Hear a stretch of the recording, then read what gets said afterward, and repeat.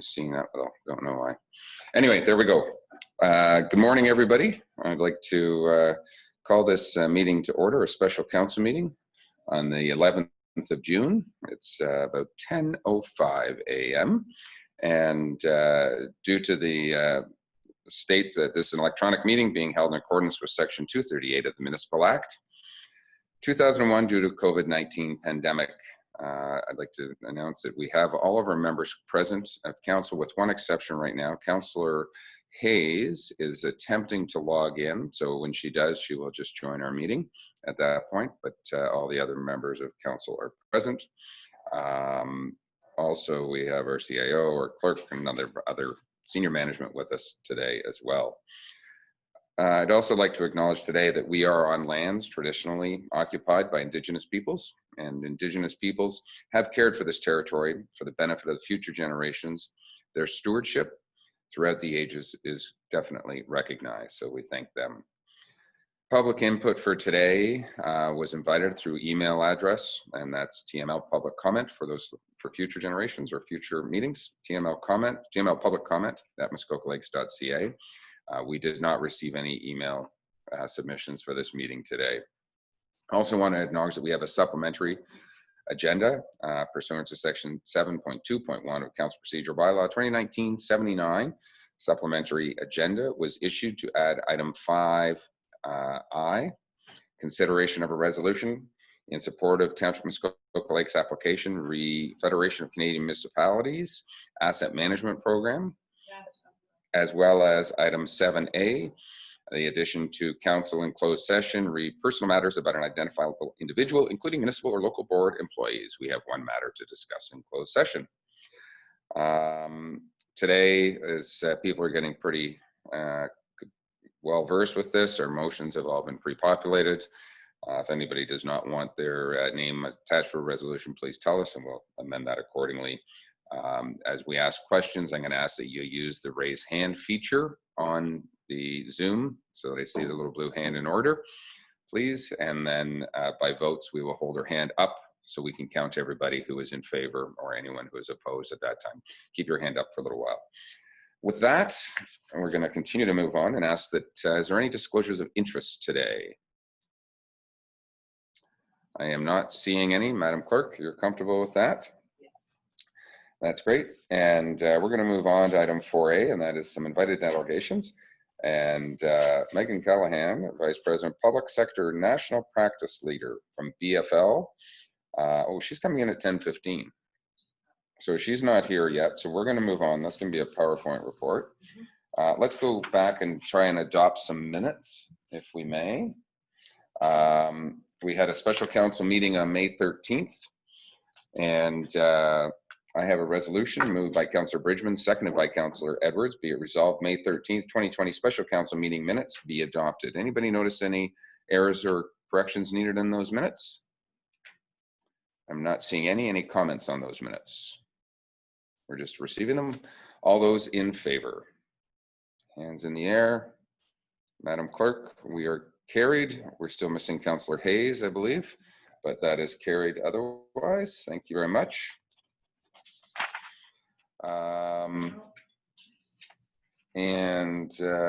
Where are we going to go here? So that one's done. Municipal insurance renewal. Do we want to wait for BFL on that? Yes. In that presentation? So let's hold off on that presentation, if we may. What about the general insurance program? Do you want to speak to that briefly, or? I can. Meghan is going to speak with it as well? Sure. Is Meghan there yet? I sent her an email after. Okay. Yeah, we're still 5 minutes ahead of that invited delegation. So, okay. We're going to jump ahead a little bit here to some budget software, and somebody help me. That is item F, item 5F, and C, D, E, F. Let me bring that up. We're going to wait a few minutes for Meghan because we did advise she would be here at 10:15. So those people who wanted to tune in would be great. Welcome, Meghan. But Mr. CAO, do you want to talk about budget software? Thanks, Your Worship. So this report is further to a number of discussions that staff had with council with Derek, you need to unmute. Specialized budget software that will help with preparation, along with analysis. Hold on a Phil, second. We Phil, apparently Phil. cannot hear you. I think your microphone is still muted. So we're going to unmute the CAO. We're going to have a reset. My apologies, Your Worship. There we go. Everybody can hear our CAO? Perfect. Good morning, everybody. This report is further to our discussions, a number of discussions that we've had in the past about acquiring specific purpose software to enable the preparation of the budget, enhanced reporting, along with providing more timely information to both staff and council. I think the report is fairly self-explanatory. The reason we're requesting authorization for an RFP is we're anticipating that the cost for the software will exceed the pre-authorized limit for staff, which is $35,000. Happy to entertain any questions. Hey, council. Any questions? I'm not sure whose that echo is. Does anybody have a microphone on here? I'm hearing it echoing. I'm not sure why. It might be our CAO whose microphone was still on. There we go. We're getting there. It's a late morning, early morning after the storm. Hopefully, I know, and I will say for those people who are watching, we have some councillors who have lost their internet and lost power, and hence the reason we are behind with a few councillors trying to get online. So thank you for adapting to overcome the situation. Anybody have any questions regarding the RFP on budget software? Okay, I'm going to go ahead and read the resolution. Moved by Councillor Kelly, seconded by Councillor Mazan. Be resolved that Council authorize staff to issue a request for proposal RFP for municipal budget software as stated in the staff report dated June 11th, 2020. Any further comments or questions? All those in favor? Madam Clerk? That is carried unanimously. Thank you. And that one is done. We're still a couple minutes ahead. Let me, the general insurance, or which one do you want to do? The insurance. Okay, we're going to go back to the general insurance on item 5B. Madam Clerk. Good morning. And I would like to welcome Meghan Callaghan, who is here from BFL, our insurance company. She has a PowerPoint presentation, but first I just wanted to introduce the report that was attached to the council agenda. The renewal for the insurance program for the township comes due July 1st. We went out for renewal costs, and the attached report provides those costs. There is an increase obviously this year, which Meghan will speak to. We're also proposing to pass a motion to issue an RFP for the next renewal period. So if there's no questions right at this moment, I will turn it over to Meghan to go through the PowerPoint.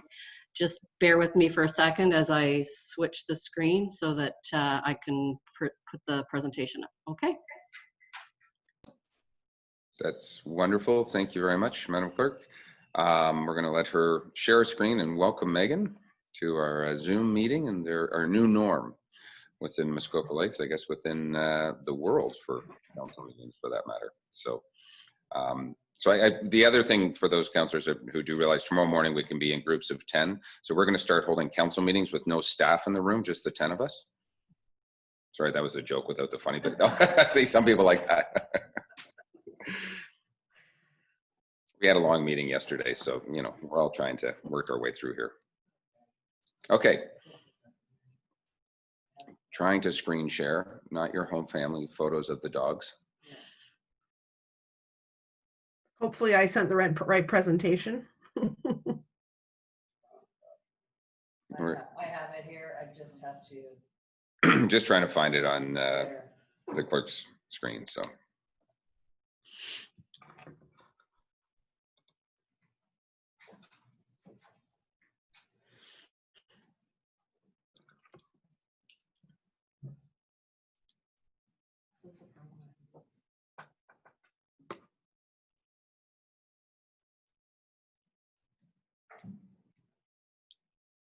Oh. Okay. Megan, over to you. Good morning, everyone. Thank you for having me. Can you hear me okay? Yep, I'm Okay, seeing perfect. nods, so we're all good. Perfect. Having gone through a few Zoom meetings over the last 3 months, I know to ask if I can be heard because I tend to drone on and then everyone missed half of what I've said. I hope everyone is doing well today and that you and your families are safe, not only from COVID-19, but from the storm that went through yesterday. The winds continue to blow, and I know that everyone wants to make sure their properties and people are safe. I'm from BFL Canada, and we are the township's insurance broker. So what that means is that we're not your insurance company. We aren't the entity that actually holds the insurance, and if there's a claim, pays the claim. We're the insurance broker. You hire us as an expert in insurance to canvass the market, to give you updates on the market, and then to select insurers that are experienced in municipal risk and that will insure the township. BFL Canada has been working with the township since 2012. We are the largest privately owned insurance brokerage in Canada. We do not have international offices. We are owned by Canadians. Canadians work here. All of our services remain in Canada. And I think today in the global uncertainty, it's important to note that we are a Canadian firm. There's a brief slide on me. I feel like it's a bit like a dating app or a dating Megan, if you want, website. just say to the clerk next slide and she can update. Perfect. Thank you. And again, my Zoom experience that I'm in charge, so I can do the changing of the slides. So apologies on that. So I've been in the insurance industry since 2005, and I've been working with municipalities in Canada for the last 12 years. I actually was part of the BFL team that originally won the township's insurance in 2012, but then I left to work at a different brokerage for 6 years, where I was their managing director, national practice leader for municipal risk. And I rejoined BFL in 2019 as the national practice leader. And the reason why I rejoined BFL is, one, it's great to work for a Canadian firm. But two, I saw that there were headwinds coming, that the market was changing. And BFL said to me, you essentially have a blank slate with which to work with your municipal clients. You're going to have the freedom to be innovative and try and address concerns as they come up. You aren't going to be hampered by bureaucracy. So that's why I rejoined BFL. Next slide.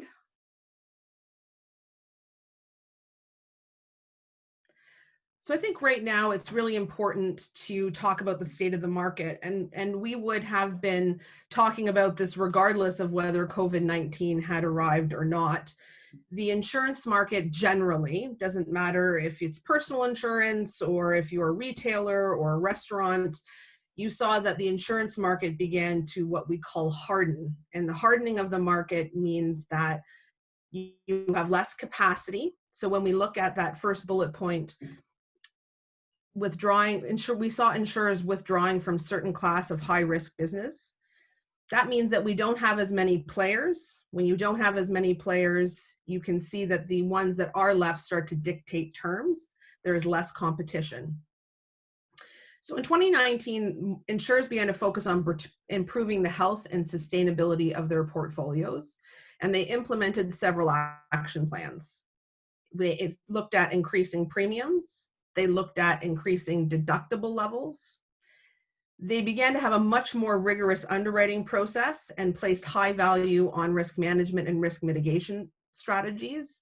And they were also looking that if they decided to remain in a certain class of business, what kind of limits or restrictions on coverage would they consider placing to mitigate their exposure? And we saw a host of insurers withdraw from certain classes of business in 2019. That includes municipal risk, stratas, long-haul trucking, and actually directors and officers insurance for individuals who sat on publicly traded or private company boards.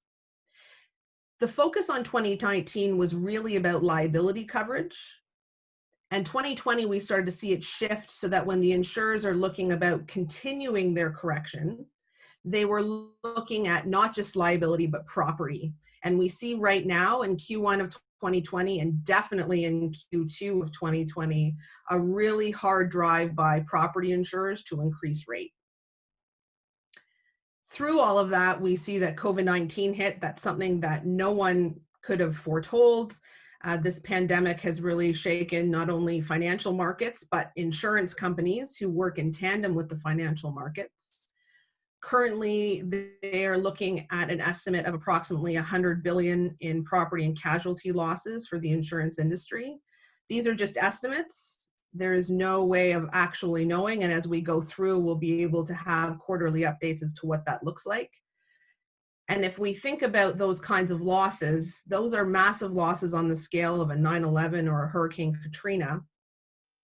Plus, we are going to see the continued effects of natural disasters, such as floods and earthquakes throughout the year. Next slide. Next slide's coming, hang on. Nope, no problem. So 3 factors that are affecting the market, and this is a bit of a blend for me. It's about municipalities and about the general market. We see increased litigation, defense costs, and settlements. We're seeing record natural disasters. We see the forest fires and floods constantly hitting the news throughout the years. And then for municipalities and specifically, we're talking about joint and several liability. And for those who are not familiar with that, it's the legal principle that if you are found 1% liable, you can be on the hook for 100% of the judgment. We call it the deep pockets theory. Next slide. So that environment, these market challenges put in context the 2020 municipal insurance renewal for the township. The 2020 package premium is just a little over $800,000, and that represents a 19.79% increase from 2019. The majority of this increase lies under your auto and property policies. We look at your property losses, and your 8-year loss ratio is 76%.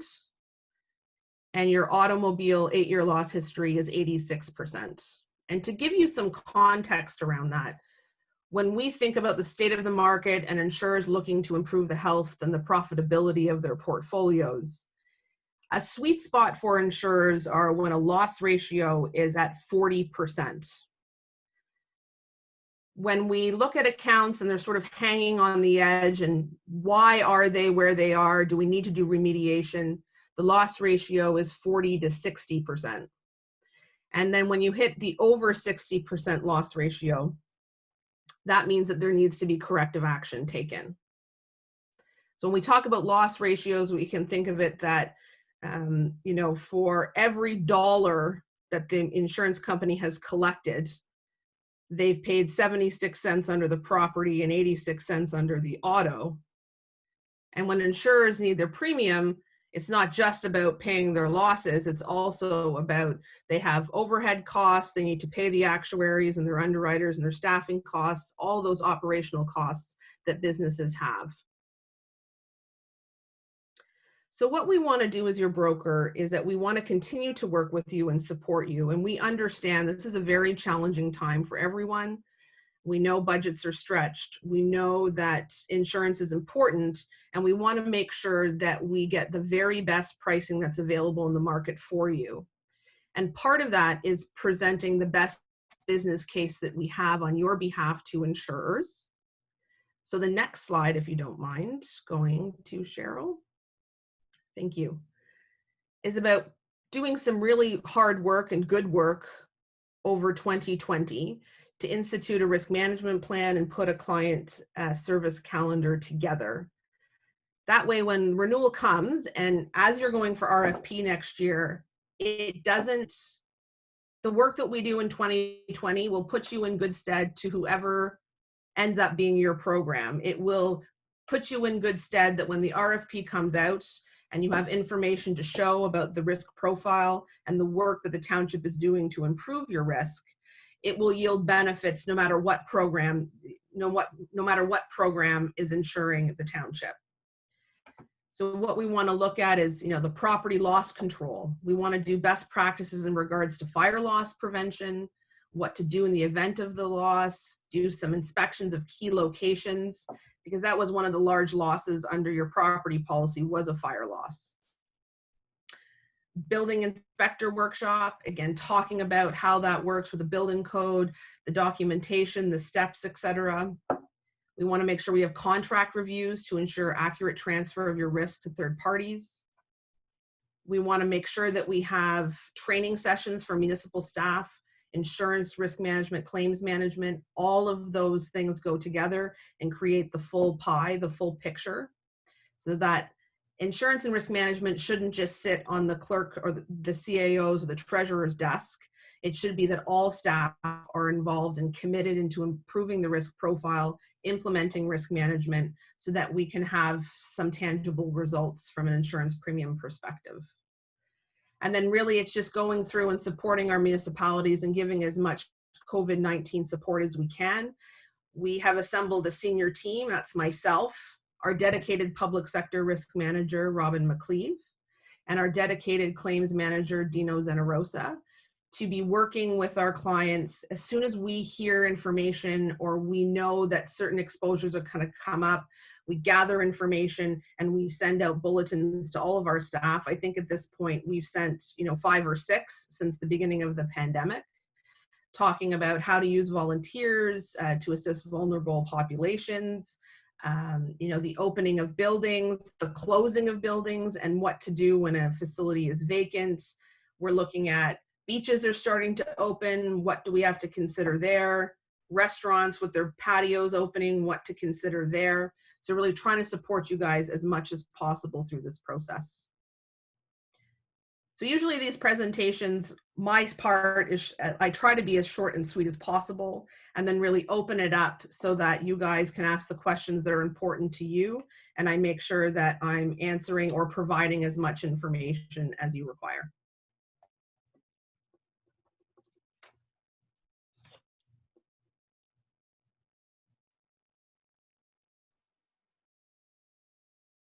Okay, I think, Megan, are you anything else you want to add for that, or we'll just open it up, maybe go back, stop screen sharing? Yeah, I And we'll mean, come back. ultimately, I think my final point would just be that having talked with senior staff, we see that having a July 1 renewal perhaps is not the best date in your budget process to have a renewal. So we're going to work with staff to see if we can extend policies to get you towards the end of the year so it fits better within your budget cycle.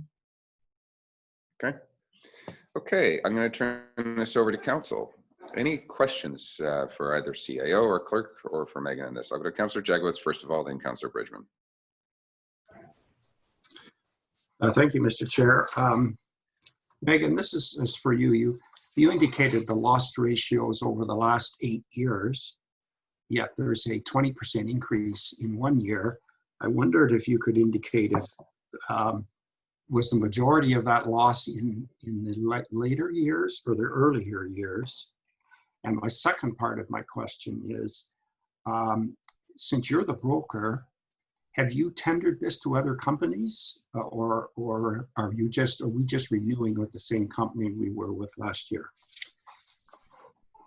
There, thank you, Megan. Thank you, Councillor.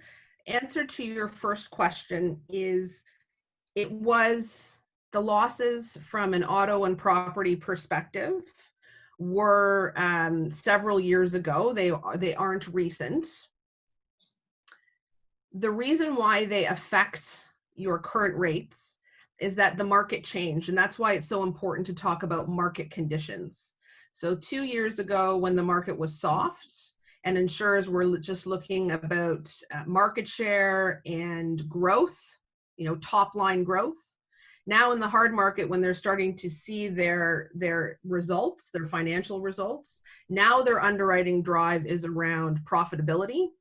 And they do look at long-term loss ratios. So your rate increases are a combination of your historical losses combined with the view and the lens with which insurers are underwriting risks in the current market space.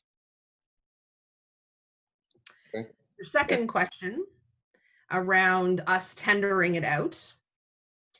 Municipal risk is really challenging to write, and there are very few insurers who are willing to participate in this space. So from a liability perspective, we did not tender it out. We have a program through a Lloyd's syndicate, and we did not tender that out because if you went to what we call the open market for municipal risk, premiums would be much higher.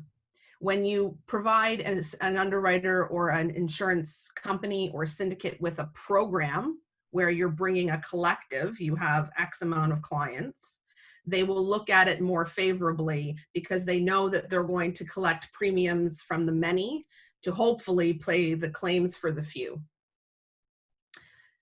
From a property perspective this year, we have new participants on the property program.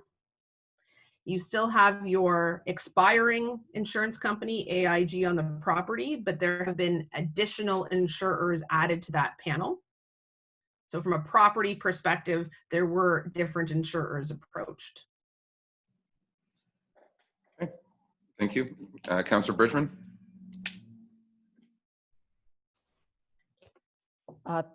Thank you, Mayor Harding. I actually had exactly the same questions that Councillor Jaglowitz have, but Meghan, I have another question for you. I mean, a 40% loss ratio is a target. Used to mean 60% went to administration and internal costs. So is that what we're really talking about here? Well, again, it depends. Again, each market cycle is different. Yeah. And this is just, and let's say that's not an exact target. I'm giving you very loose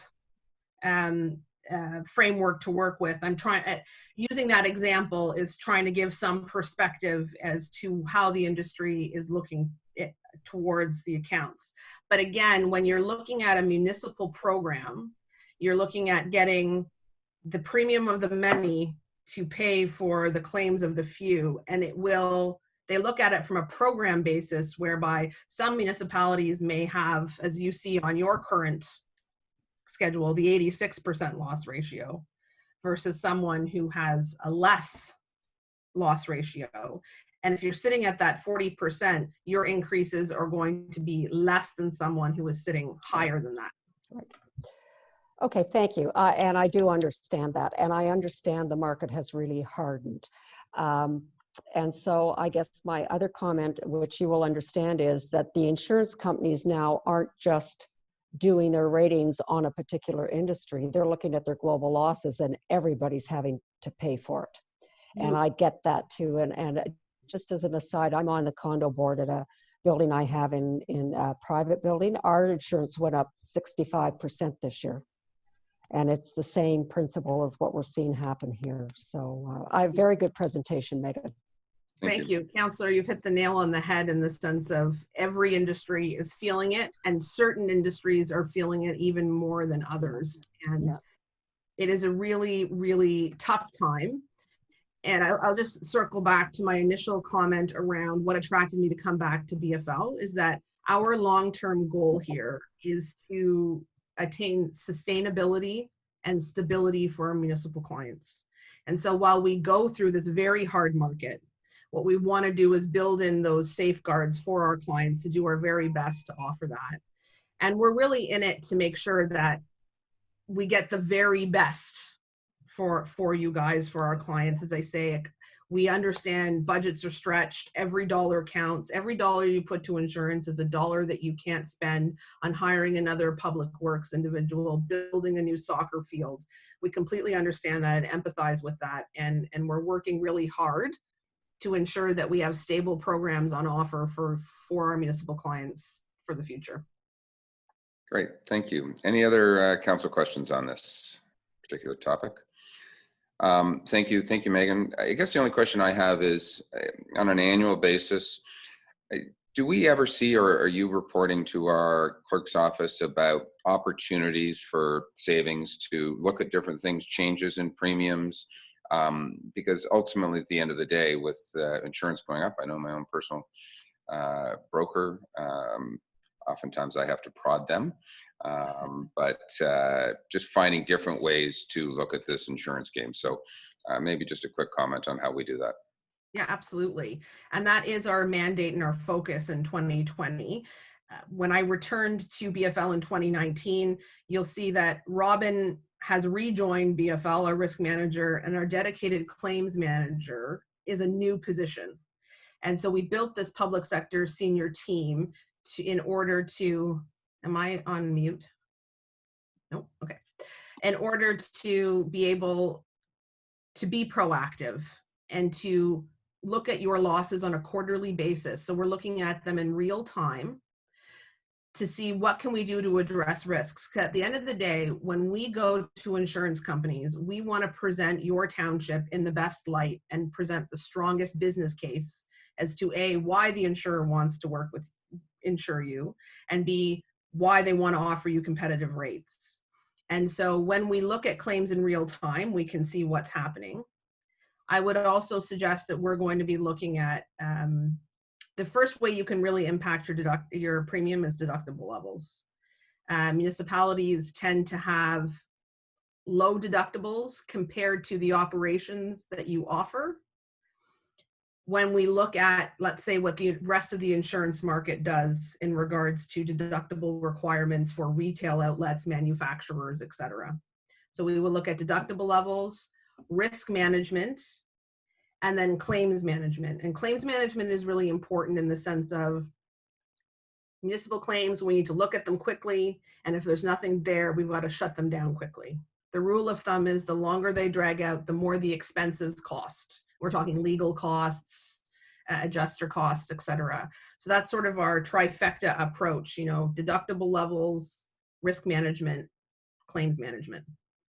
Okay, thank you. You sparked two more quick questions. I think one from Councillor Zavitz and then one more from Councillor Bridgman. Then we're going to try and move on. Councillor Zavitz. Thank you, Chair. Thank you, Chair. Through you. Thanks, Megan. Great presentation. I wonder, though, if my question would be, while you're listening, if it could be directed to, I suppose, either the CAO or the clerk, that being, here we are, one of 6 in the District of Muskoka.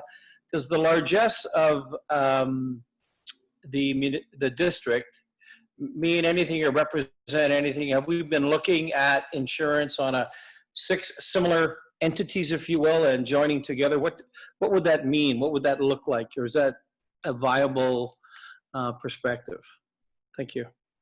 Not sure, Mr. CIO, if you want to handle that, or Megan or whatever. And I think we're also already gaining some of the benefits.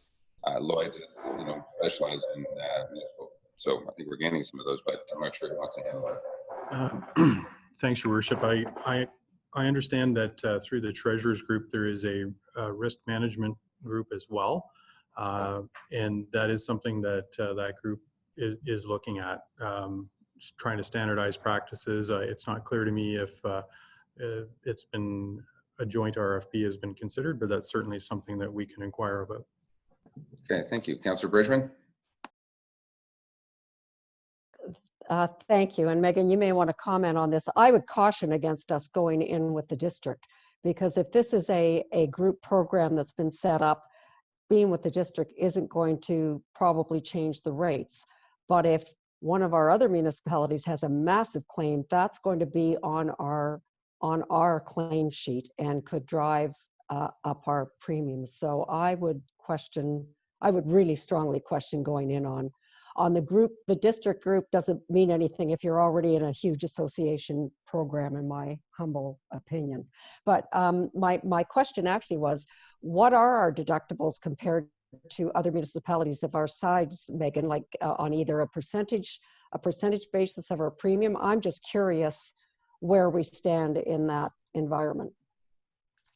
Yeah, I think that's a great question around the deductible. And I can certainly comment around the group purchasing too, if that's something you want me to. But from a deductible level, you know, a municipality like yours is a bit different and tricky because you have seasonal residents as well that bump up the population at different times of the year. And so from a rough perspective, I would say, you know, when we look at municipalities, you want to see a deductible that's definitely higher than your population, but hovering around there. And then you look at what's your risk appetite, what's your loss history, what makes sense between balancing you taking on more risk from a higher deductible level versus then pushing it off to the insurer and paying. So it is a bit of an exercise. Your deductible is fairly healthy for a municipality of your size. Actually, in the district in general, there are some pretty healthy deductibles for population size. When you look at population size, when seasonal residents come in, perhaps it's not as, but we tend to focus on your main residents as the driving factor. So you have a fairly healthy deductible at this juncture. Okay, thank you. Okay, Council, I think I'm going to go ahead and read a resolution that we have here. Thank you. And appreciate again your support, Meghan, as we look forward and try to find ways to, as you were talking, I was going to say it's the $1 million question, but in this case, it's the $855,000 question. So I have a resolution moved by Councillor Bridgman, seconded by Councillor Everts. Be it resolved that the proposal for municipal insurance coverage submitted by BFL Canada Risk and Insurance Services, Inc. for the period of July 1st, 2020 to July 1st, 2021, at an annual premium of $855,813 inclusive of applicable taxes, be accepted for the following type of coverage: municipal general liability, public official liability, employee benefits liability, legal expense insurance, non-owned automobile, excess liability and environmental liability, owned automobile, property, crime, equipment breakdown, municipal officials, accident, volunteer, accident, cyber liability, and private breach. And further, the clerk and or the treasurer be authorized to execute the authorization to bind coverage documented as per the 2020-2021 municipal insurance renewal proposal, and any documentation required to implement the insurance policies with BFL Canada Risk and Insurance Services, Inc. for the general insurance program. I'm not reading that again. Any comments or questions? I'll call the question. All those in favor? I see that is unanimous, Madam Clerk. We're good. Thank you. I think Councillor Jagowitz has a question. Okay, Councillor Jagowitz, thank you. Question? Yeah, yes, Mr. Chair. You didn't read the second part. I would like it to be part of the motion that staff be instructed to issue an RFP for the upcoming period, July 1st, 2021. Thank Did you. you We have a read that separate out? resolution, Councillor. We have a separate resolution, which I'm about to read. I'm sorry. Thank you. Not a problem. Any other comments right now? Or I can just probably go right into that second resolution. And that's moved by Councillor Roberts, seconded by Councillor Zavitz. Be it resolved that staff be instructed to issue an RFP for the Township's General Insurance Program for the period commencing July 1st, 2021. Any further comments? All those in favor? And that is carried once again unanimously. Thank you, Meghan. Thank you again. I appreciate your time with us as always this morning. Okay, I'll let you can zoom off or log off or go enjoy your day and cut down a tree. Thank you. All the best. Okay, I think we're going to go to our Economic Development Specialist and talk about the Muskoka Lakes Chamber. I think that's next. Corey, over to you. Thank you, Your Worship. Today's report provides an overview of our annual Memorandum of Understanding with the Muskoka Lakes Chamber of Commerce for Tourism and Business Community Enhancement Services. This is a partnership that's existed for over 24 years now, with a focus on clarifying roles in the partnership, with a goal of enhancing tourism and business services within the community of Muskoka Lakes. As part of the 2020 budget, the Chamber requested $27,000 to continue to support the operating costs for these services. As Council may recall, this was approved. Additionally, the Chamber's request for $20,000 to operate the Port Carling Visitor Information Center, Council may recall, was not approved for the 2020 season. A few updates to the MOU this year.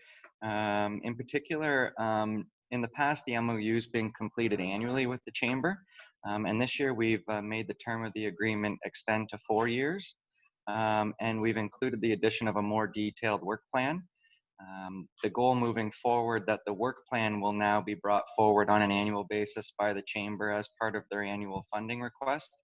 And as part of their review to Council, they can update the key performance indicators from the prior year's work plan, as well as acknowledge Council on the upcoming year's work plan in coordination with that year's budget process.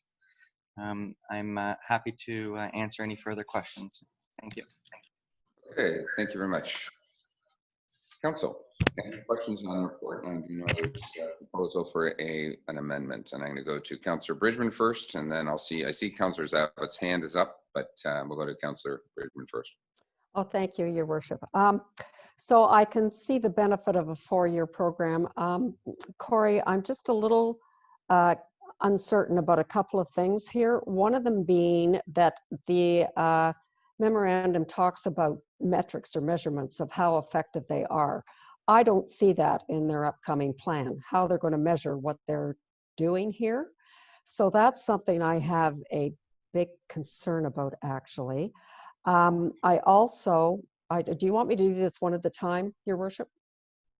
Let's go for 2 questions right now, and then I may go to another councillor and maybe let them ask, and then we'll maybe circle back. So you have the one on metrics, and do you have a second one? I do. I do. I believe that our relationship with them means that I believe we need to have a councillor on their board as our overseer of what's going on here with our money. And the obvious choice to me, if that councillor would want to do it, would be the chair of the Economic Development Committee. So, but any councillor just to do that. Okay. So that would be my other comment. Councillor Bridgman, thank you for that. And I think that is the proposed amendment that I would read shortly. So, but I'll let Corey back to the metrics question. Thank you, Councillor Bridgman. In responding to the metrics, we plan to work with the Chamber throughout that work plan and as part of the update to Council at the end of the year to identify what those key performance indicators are as they relate to the actions in that work plan. So for instance, you know, how many events are maybe attended or how many guides are distributed, etc. Okay. I'm going to go, I said, Councillor Zabitz, your hand was up first, so we're not in the queue. I'll go to you first, and then Hayes, and then Kelly. Thank you. So I certainly support the previous chat on a member of the Economic Development Committee, that being the chair, but we'll move on with that later.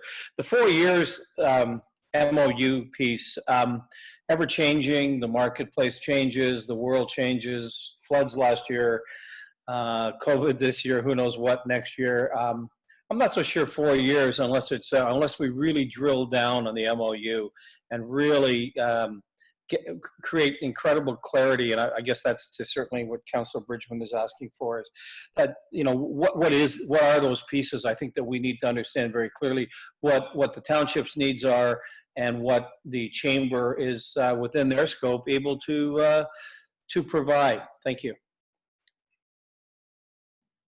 Okay, I'll let Corey go after why we're looking at 4 years. Thank you. I think new to this year and the reasoning for the 4 years is what we've done in the MOU is we've highlighted the 4 main priority areas and we've identified these with the Chamber in relation to our current economic development strategy, just to ensure that there's no duplication and that the roles are very clear, with the idea being that moving forward, the work plan itself, based on that current year, would have the more detailed action items and work plan, and then that would help us assist if, you know, there are changing times. I hope that helps clarify a little bit. The CIO. Thanks, Your Worship. Just an additional note there. Corey summarized it quite nicely. I think the other piece is that, as he's indicated, there is an annual touch point. Council will get to see what the work program looks like. If there's a change that's needed to the MOU contains provisions to allow for those changes. They have to be acceptable to both parties, but the document is amendable should that arise. Thank you. If I can just chime in from myself's perspective, I think as we do our strat plan, and the idea of our strategic plan is a 4-year document to bridge the term of council. The idea being this would extend to 2 years into the next term, can massage, and the new council has a little bit better idea. But basically we set a tone that we want to work with the chamber, and we have an opportunity to do that would bridge to the next council. Hence the reason for the 4-year term with funding and every other thing else to be adjusted on an annual basis. Councillor Hayes first.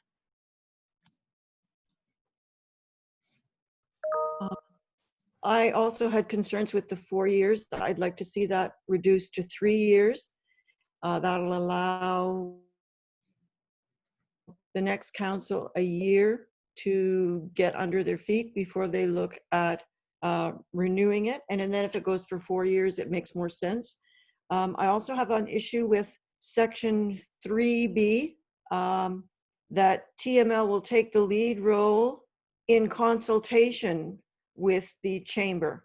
I think we should take the lead responsibility and provide information on our decisions to the chamber. It sounds like we're actually consulting them before we make decisions on things like our parks, our signage, our trails, and really we will advise them what we've done, but we don't have to consult with them. I'd like another word there. Okay, we can look to amend that, and depending on some of these amendments, we may want to actually bring this back at a later date. I don't think is there an urgency to sign this month? I know they'd probably like it signed, but if we had to wait to make sure we get some of the language proper, knowing that we're going to do a multi-year deal, I think is probably appropriate. So I'll leave that parked for just a moment. Councillor Kelly. Thank you, and through you, let me try and solve or give you my perspective, which may solve some of these issues. I initially was sort of against a 4-year term, but I think the relationship that we have with the Chamber of Commerce deserves that kind of stability to let it grow to its fullest potential. I would point out that there will be metrics baked into this against which we will have annual reviews to make sure that both sides are living up to the expectations. And ultimately, as it's presently drafted on Section 8, there's a 30-day exit. If anybody wants to give notice and take a hike, they can give notice and take a hike. So I'm comforted by that. I think we can work with that. I also agree that the document needs to be amended to provide that one member of council be appointed to the board of the Chamber of Commerce and stay on the board for the life of this contract or this relationship. I'm sort of led to believe in a discussion with our CAO that the chamber may need to take a look at its own constitution and bylaws to figure out whether that can be done or how that can be done. I understand that. The only other thing I'm going to say is this document I don't think is ready for signature. There's stuff in here that needs to be cleaned up. I don't propose to go through it line by line. I've already raised some issues in a call earlier this morning with our CAO, and I think he and I agreed that maybe the best course of action is to get blessing on this from council, and then Derek and I and anyone else who might want to be interested in this can go through it on the line by line and kind of clean up the open issues and the duplication and some of the questions that come out of it, and changing nothing about the content, but really just making it a little more a little tighter, basically, from a legal perspective. So I'm happy to do that if that's the will of council. Thank you. Who knew that when we actually went out and applied to run on council that we would put a prerequisite to have our own resident lawyer on board to make sure that we are doing things appropriate. Councillor Bridgman.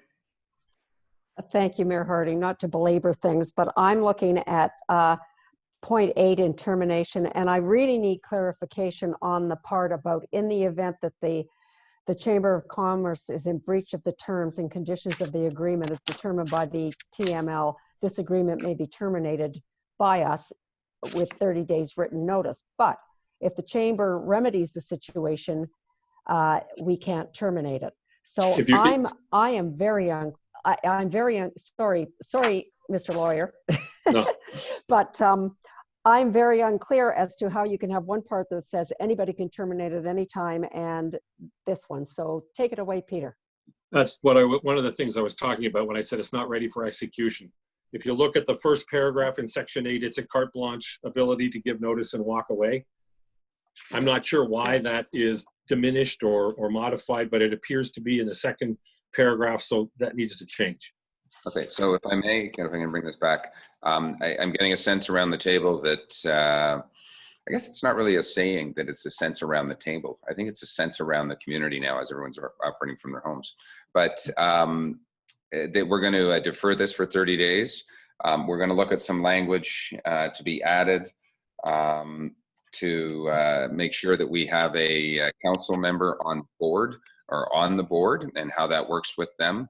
I'm not sure, Councillor Kelly, that we have to state that they would be on the term of 4 years. What happens if that council member leaves council or Right. does whatever you change, but just that there was an appointed individual. And I think that'd probably be appropriate for our Chair of Economic Development to do so, but that can be more of an internal workings. And then we'll talk about a 3 or 4 year term. We can debate that a little bit and clean up some language. So Council, if you're okay, I'm going to recommend that we defer this. I see Councilor Zavitz, but I'll get a comment in a second. That we're going to defer this. We're going to ask Corey to do some language cleanup. I think that our resident lawyer might want to chime in on some language appropriately, which is appreciated. Thank you for that. And we'll send you your 3 cents. Councillor Zavitz, you had a question?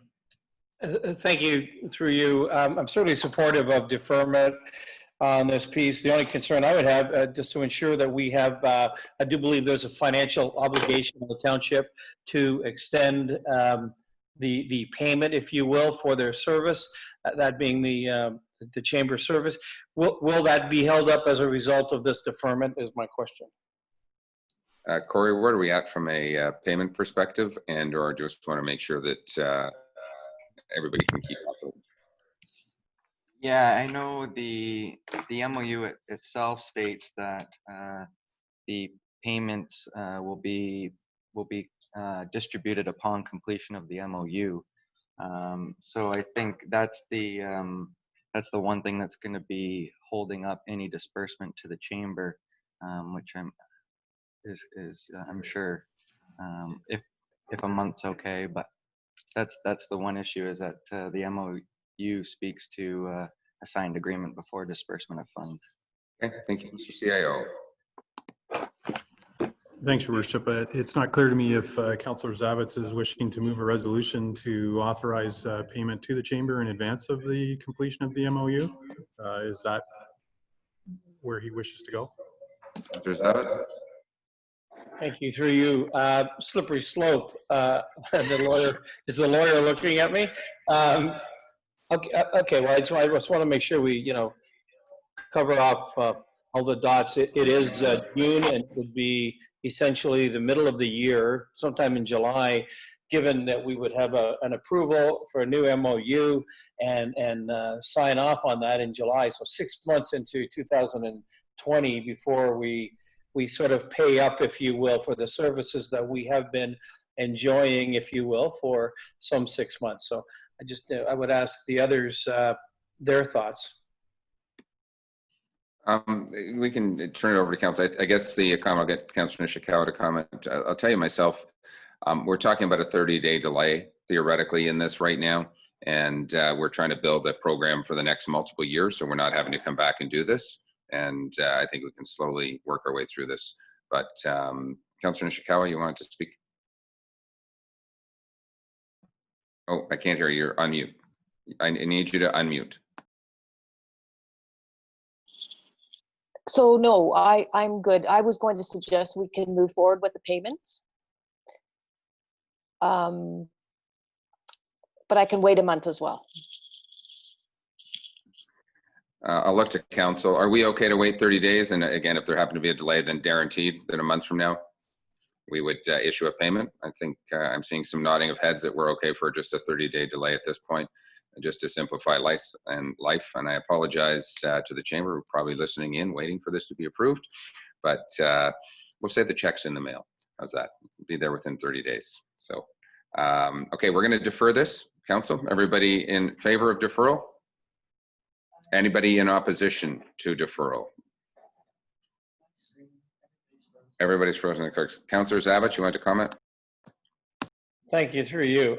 Again, while I'm not, a sticky wicket here, I don't think we should be paying on an agreement that we don't have. But I do think, based on history and to some of the words of our fine Councillor Kelly, this is a long-term relationship. It has been. There is basis, in fact, that we rely. They are our marketing and communications department to a point. And so, I mean, some sort of a supportive piece to the fact that it's almost like I think it is only 30 days, but it's actually 180 days, and that's my point. So I would ask the council to perhaps, or through the CAO, perhaps to consider, even if it's 50% or some sense of a show of that. I mean, they would need money. Everyone else was talking about COVID and needing money. So I would think the chamber needs our support as much as anyone else.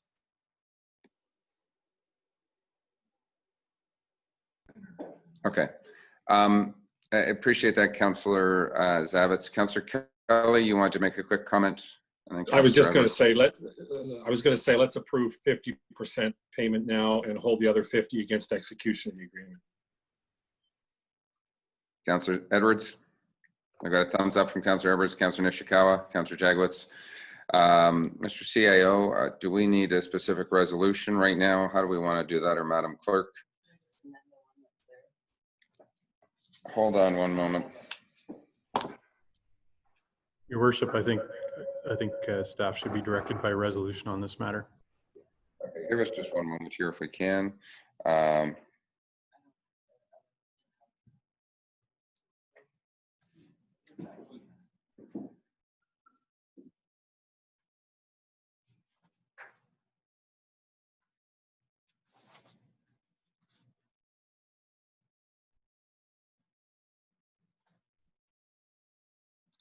Okay, Madam Clerk, what I have here, and just to confirm if this is fine, Council, the recommendation might be to be resolved, Mayor and Clerk be authorized to advance payment of 50% in advance of signing of a memorandum of understanding with Muskoka Lakes Chamber of Commerce, attached to the report entitled Muskoka Lakes Chamber of Commerce Memorandum of Understanding dated June 11th. We're just making sure. There's all the treasurer and clerk. Yeah.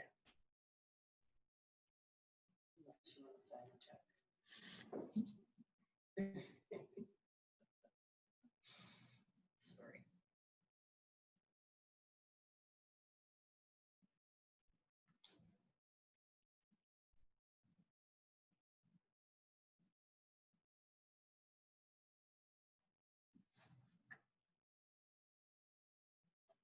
Okay, Council. So I have a resolution moved by Councillor Bridgman, seconded by Councillor Edwards. Be it resolved that the treasurer and clerk be authorized to advance partial payment of 50% prior to finalizing the memorandum of understanding with the Muskoka Lakes Chamber of Commerce, attached to the report entitled Muskoka Lakes Chamber of Commerce Memorandum of Understanding and dated June 11th, 2020. And we will bring this back to council in a month, our special council meeting. Any further comments or questions? I see Councillor Edwards' hand, or is that up from before, I think, still? You've got your blue hand up, but that's fine. Any other comments? I'll call the question. All those in favor? Madam Clerk, we are unanimous. Something close to that. Thank you very much. Okay. Corey, we're done there. I'm going to go to Director Becking for a quick report. on termination of lease with Swift River. Director Becking?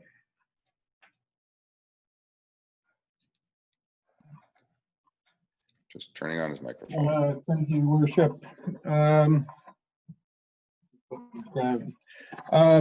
Just wanted to bring to Council's attention that Swift River Energy Limited, SREL, has given notice in accordance with the lease agreement of their intent to terminate the lease at the end of June.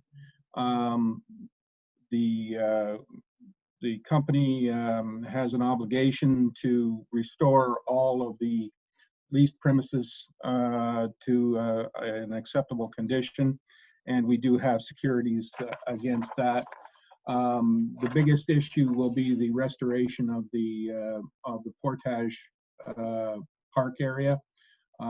Council will recall that you did approve a plan of restoration for that location, and the company has 1 year in which to complete that work.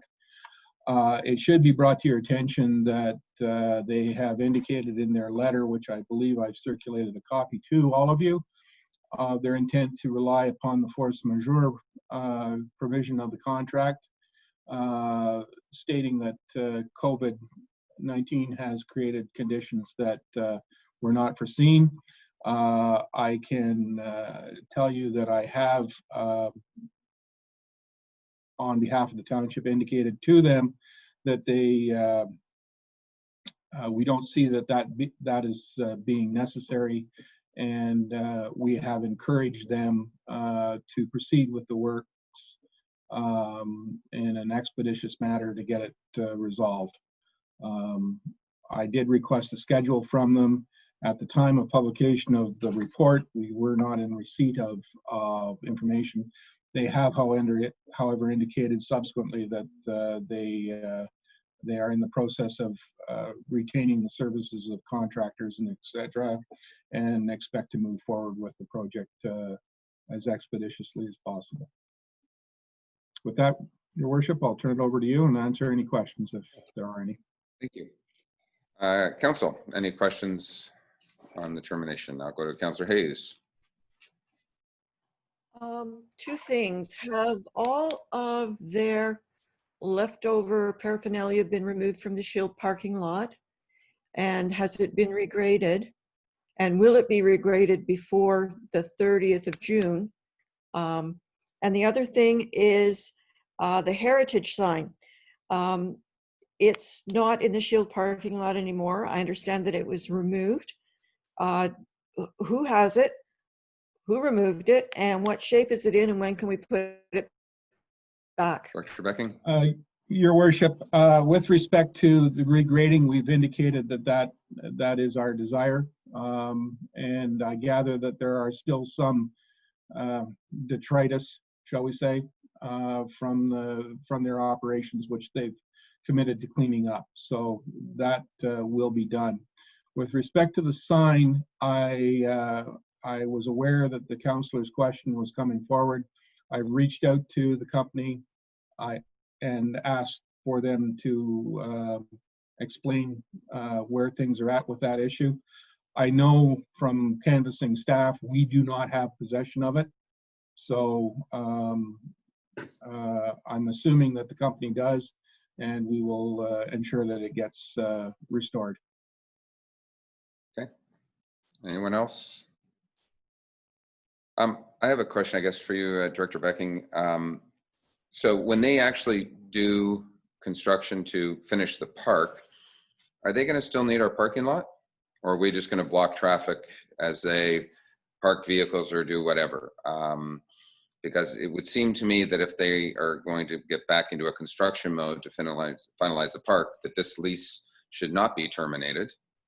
And if anything, it would be our slight bit of leverage to keep this lease open to ensure the swift, no pun intended, actually pun intended, and timely completion of the park.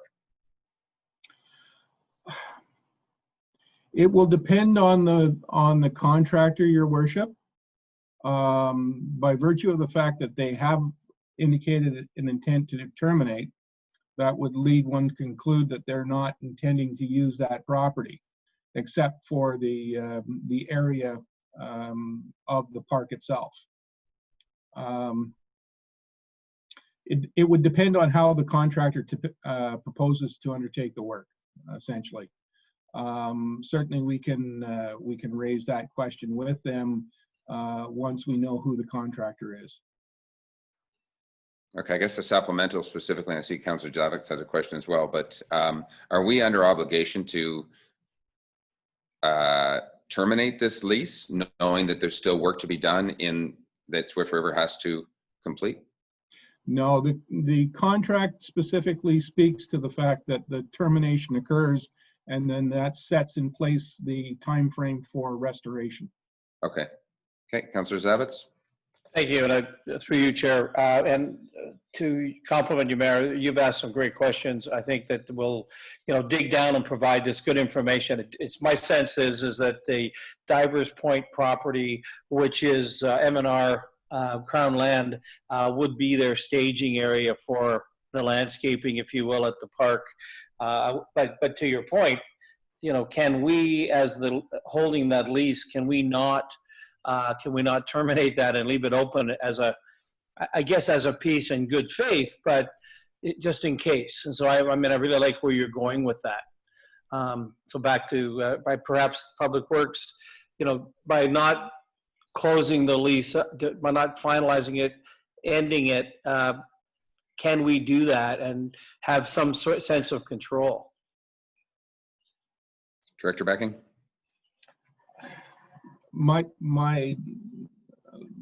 Based on my limited knowledge of legal matters, I would say that no, you cannot, but that's really a legal question, which I think I would have to refer to the township solicitor.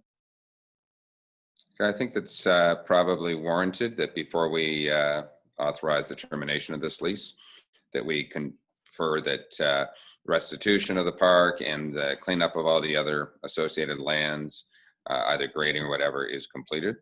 And this report for information at this point, but I think council might be pretty clear on that. Councillor Jagwitz. Thank you. I just wanted confirmation that we're holding sureties in the amount of about 200,000, and they'll be retained until all the work is done. Just want clarification of that point. Director That Becking. is correct, Your Worship. Thank you. Anyone else? Okay, so Director Becking, I think the idea is that we need to confirm with our solicitor, do we have to terminate at this point? And would love to get some information email, I guess, from you before our next council meeting as to what the time frame for park restitution would be. It is a common question. I was on a Moon River Property Association call last night. Again, discussion came up at that annual general meeting as well. So obviously a topic of interest for everybody. Okay. We'll get it done. Appreciate it. That was information at this point. We have item 5E, and I'm going to suggest we move that down a little bit. But let's go to 5G, and that's a report from our Director of Development Services and Environmental Sustainability. Gotta love it. Relief from parking requirements. And Mr. Pink, over to you.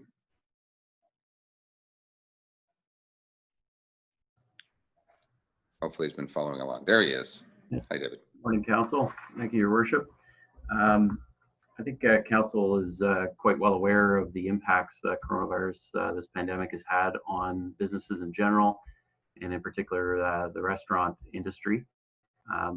We foresaw certainly some changes potentially coming from the province with respect to patio spaces, and since the report was published, I think again Council is likely aware that the province, I believe as of tomorrow, will allow patio space to be open for restaurants.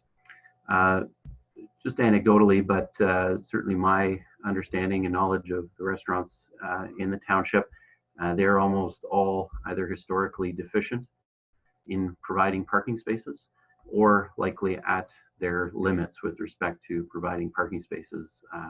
I can think of very few that have expansion ability to provide additional parking.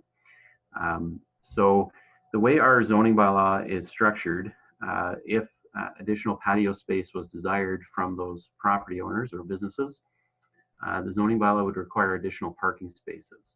And again, being historically deficient and an inability to provide them, it would render really the lack of ability to expand any patio spaces. The normal process to go through to address that issue is either a rezoning application, either initiated by the business or municipally initiated as a broader change, or what's referred to as a cash in lieu of parking agreement. The rezoning process, as we know, is a public process that requires public meetings and is a lengthy process that likely would not provide any relief for this summer. Even the cash in lieu of parking process, historically that has proceeded to Planning Committee and Council for approval, which will take, again, some time given the council meeting cycle, and likely would prevent really any patio spaces prior to probably mid or late summer. What staff has suggested as an option to address this is for council to consider delegating authority to staff to enter into parking agreements, which would exempt restaurant owners from providing parking. My interpretation of the Planning Act would be that we can set those limits for a period of time, and I've suggested just this calendar year or this summer. And the delegation of authority would only last for that period of time as well. The Planning Act does require that payment of some fee occur for the parking space. So I've suggested to council either a nominal fee. Currently the application fee, I don't have the report in front of me. The application fee, $750, and the current tariff of fee bylaw requires $3,000 per space. Staff suggested that those fees be amended at the current time as well by council to either a nominal amount or a modest amount, potentially $100 to cover administrative costs.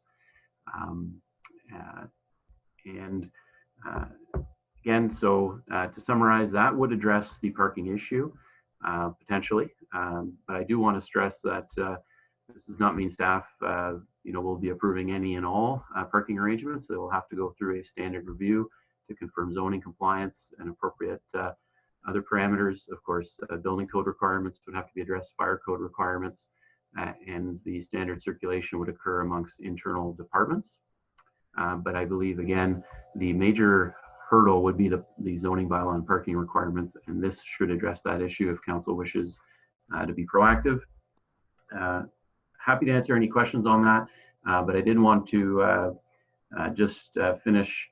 The CEO, I believe, forwarded an email to council earlier this week. As again, council is likely aware, there were some recent changes from the province on liquor licensing and patios, and I believe the clerk and CEO wish to say a few words on that matter. Okay, Mr. CEO, do you want to comment quickly on that? Thanks, Your Worship. So as council is aware, the Alcohol and Gaming Commission of Ontario is in the process of amending regulations, if they haven't already, with respect to the extension of existing licenses onto patio space. And so the clerk, my understanding, has previously been authorized or delegated authority to provide commentary to the province on temporary licenses. This would be a bit of a temporary nature, probably till the end of the year. But the AGCO has sort of pre-authorized, if you will, these license extensions. So the clerk and myself have a series of questions that we'd like to ask council to understand council's thoughts on the matter, in order so that we can proceed forward should you wish to entertain the idea of these license extensions on patios. So I'll just turn it over to Ms. Mortimer to expand on some of those questions.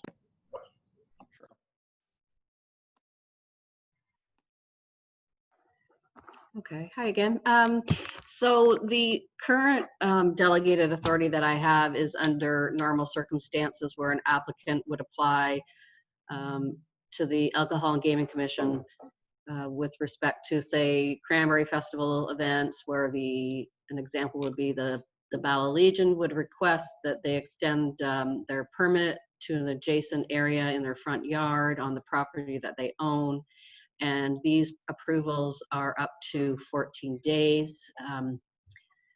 I would receive the request, we would circulate it to fire, building, planning, and public works to get their authorization, and then I would provide a letter of no objection. That would go to the Alcohol and Gaming Commission for their approval. So under this new circumstance, I don't feel that my delegated authority matches what they are recommending now, because this is for a far more longer period of time than just a weekend event. This is for several months, and staff have, you know, questions and concerns with respect to how this would apply to an applicant as far as the adjacent properties. For example, some properties don't have any parking spaces and have no front yards or side yards or backyards. And so we are going to receive requests from applicants to extend a patio, for example, onto a township road allowance or a district road allowance. So these are the questions that we're seeking direction on. So I kind of have a list of a few of the key ones, and to try and seek some input from council. So for example, to start with, does council support this initiative at all for businesses to be able to do this? Right. And thanks for asking that question, because I was just going to start at the beginning. Yeah. That said, are we all comfortable in, I'm seeing sort of a nod of heads that we want to try and facilitate some kind of business, some kind of patios in support. So that's a definite yes. So I'm going to look to our clerk maybe as you ask some other questions, and we can get some clarity as to how we would support this. Do you have a next question? I think, go ahead, Madam Clerk. So do you want to approve the request, or do you want that delegated to staff? Council, are we okay to delegate that to staff to be able to do this? Yep, I'm getting a full confirmed yes. Okay.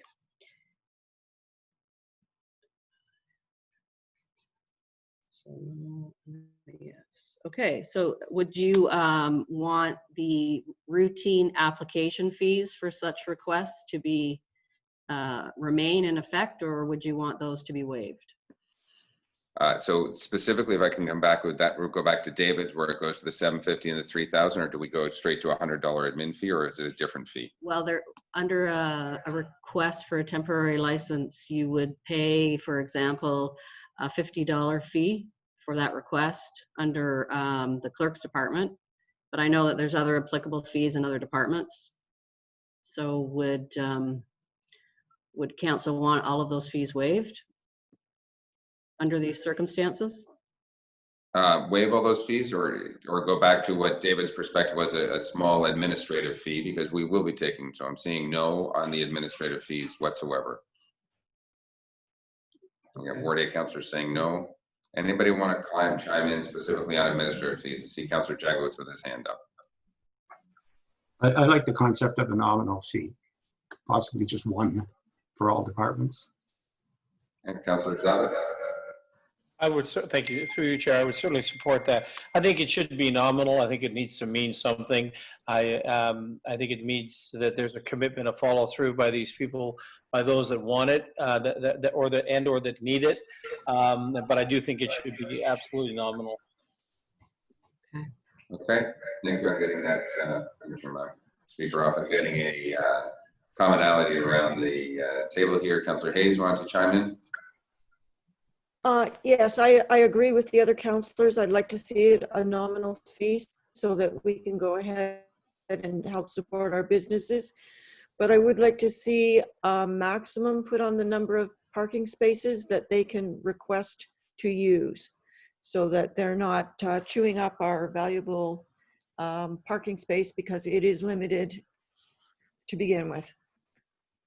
Okay, so Councillor Hayes, if I can just comment quickly, and to the rest of council. Right now, we're talking about a delegated authority to staff to be able to extend a patio onto people's own property.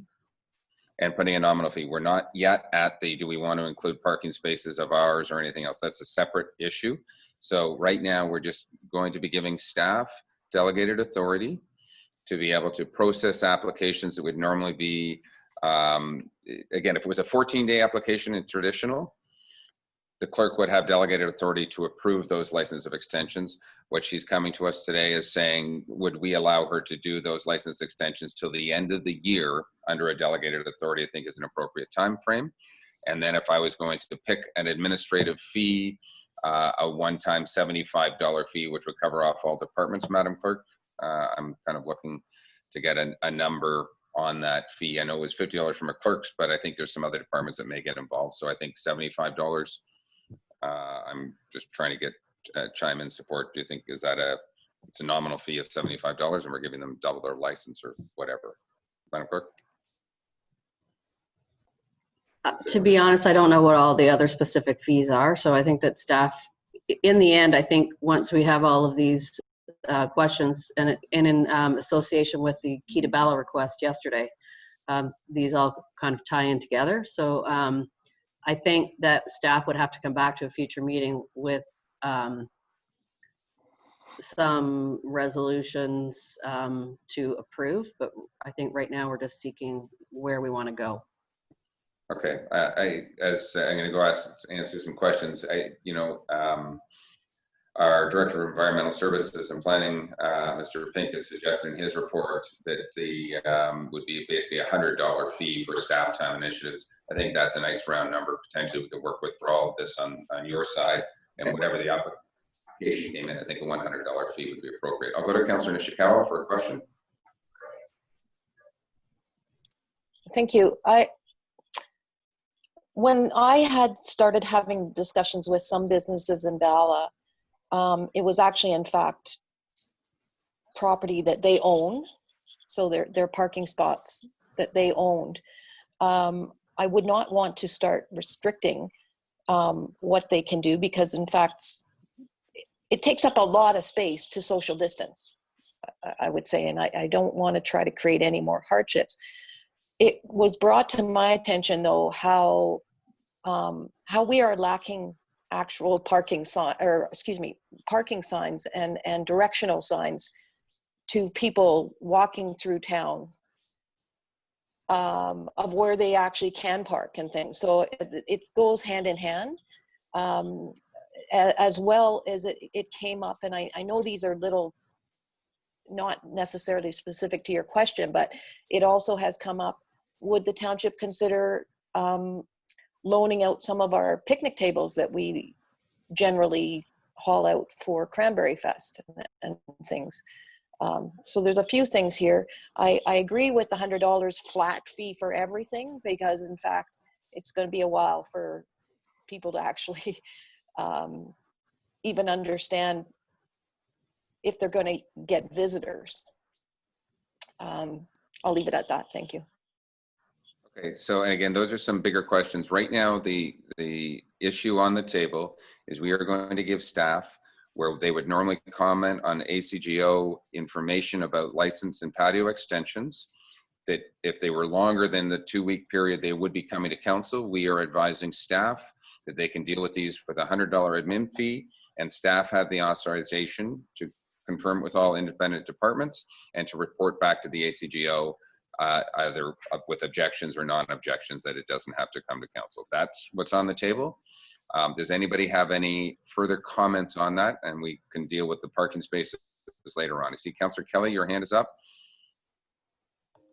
Yeah, thank you very much. And just really want to touch on one quick thing. I'm all for the delegation. I'm all for the nominal fees. I'm all for doing everything we can to quickly support our local businesses and restaurants. My only issue, and I think Councillor Nishikawa touched on it, but my only issue really is one of we can't look at these patio expansions in isolation. If somebody is moving a patio or making it bigger, as appropriate as it may be for their business, I'm always a little concerned that, for instance, if it's encroaching on a public sidewalk, if it's just within 6 feet of a public sidewalk, we're going to intimidate other people who may feel they have to cross the road to get past it because there's no socially acceptable or socially distancing way to do it. So that's my kind of, not a warning, but that my concern is the hazard of tripping over ourselves to help out on something like this without thinking the consequences of our actions on other people. Okay, and greatly appreciated. Again, now we're talking about, let's come back to this specific, is a patio extension on their property, not encroaching on anything else. And that's what we are delegating to staff. We have a bigger issue that we talk about parking spaces or on road allowances, which is phase 2. I'll let our CIO make a quick comment.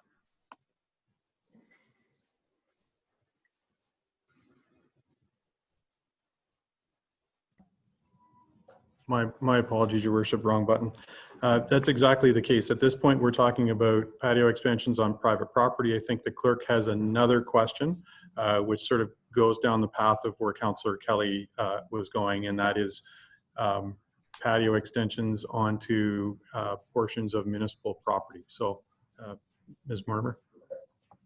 Cheryl, before we answer that, I just want to make sure I see Councillor Edwards with his hand up and a question. So right now, let's just try and piece this off if we may. We're going to delegate to staff patio extensions on private property, $100 fee.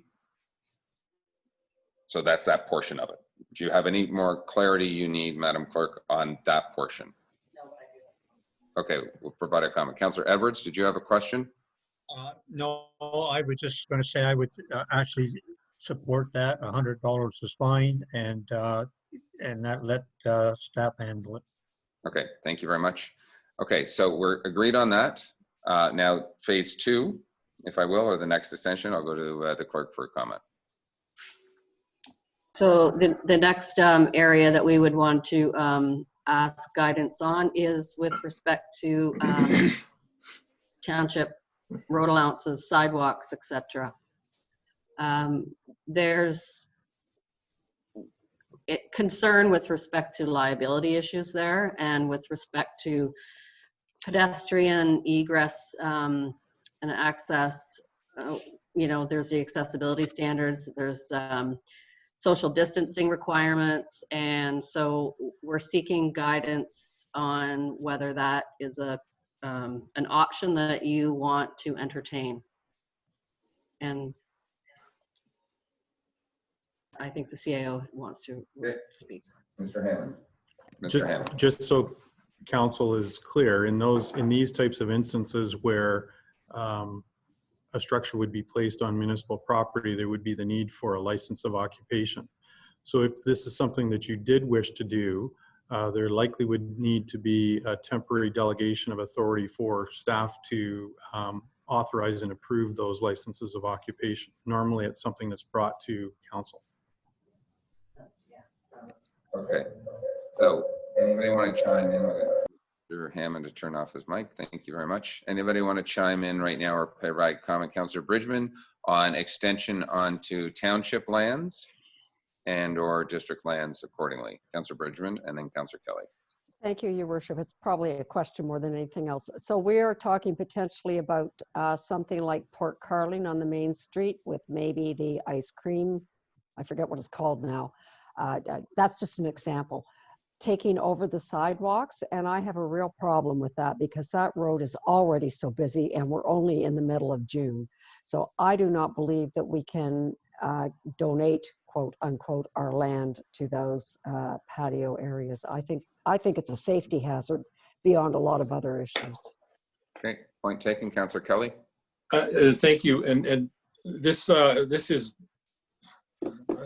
I think I don't want to be misunderstood. I'm not just concerned about people building on their own property. I'm concerned about people expanding a patio entirely within the confines of their own property, but being too close to a public thoroughfare to allow anybody to walk by it and be socially distanced. There's at least 2 restaurants in Port Carling right now where if you line up to take curbside delivery, somebody has to walk across the road to get past you or walk within 2 meters of you. And I just, you know, I don't know if that's good or bad, but we've got to think about that. We can't expand one guy's rights and take away everybody else's. And that's my concern. So I guess just as a comment, Councillor Kelly, the reality is if they own property I appreciate it's an extra road allowance, it's an extra parking lot, is it to whatever, it is still their property. Yes, there may be one or two unique places, but it's really ACGO, it's really alcohol sales to license to extend, like a Turtle Jack's or a Bala Pub or whatever, to utilize their property extended out further, is really what we are giving staff, that we've said staff can manage. I guess the real question is, I'm getting from Councillor Bridgman, we're not going to give up any municipal land, and we're not going to give up any district land or make a recommendation. I probably agree with that, Councillor Bridgman, at this particular point. So let's just ask that question specifically. Councillor Kelly, did you want to comment on giving up? No, I agree with you on not giving up the land. My concern is when the public land and the private land meet so close that you can't get past. Understood. And we'll have to address that one coming forward. Councillor Jaglowitz, then Councillor Zavitz, and then Councillor Nishikawa is just adjusting your computer. Yes, thank you. I agree with Councillor Bridgman's perspective.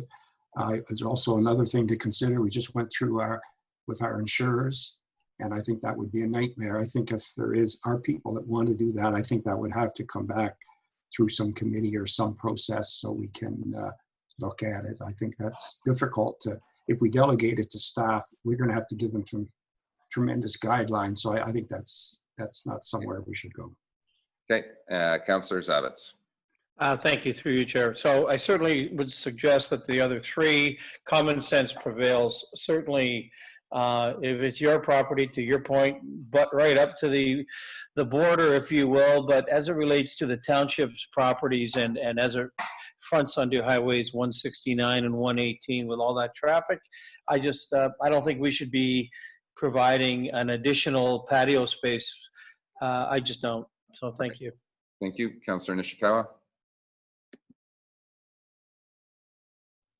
Thank you. So much along the same as what Councillor Zavik said, and well, everyone has been.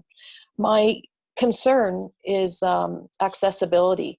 We don't talk enough about it I feel in our township about how people get around. And I can tell you that I watch on a regular basis when Port Carling is busy and Bala is busy, that we are forcing people on wheelchairs to go into the middle of the highway.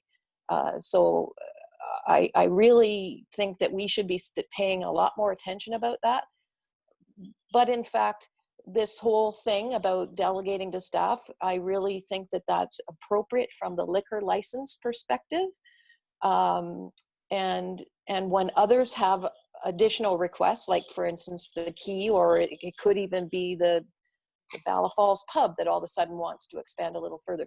That could be another application that comes forward that we could look at another time.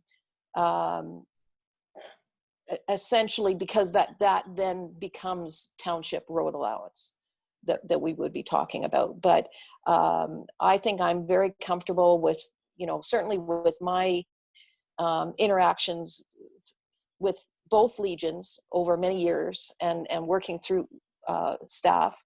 They're very capable of dealing with the alcohol end of everything.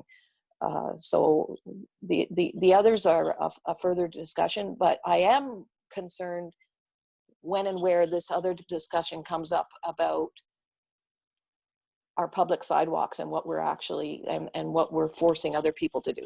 Okay, so thank you. So what I've heard from everybody very loud and clear, and I think we'll just confirm with the clerk that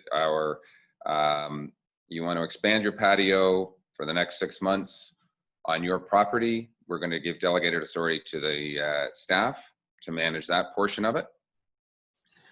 We have also heard, I believe, pretty loudly and clearly that we do not want to be offering up any of our township or district lands to be able to facilitate an expansion of a patio or anything.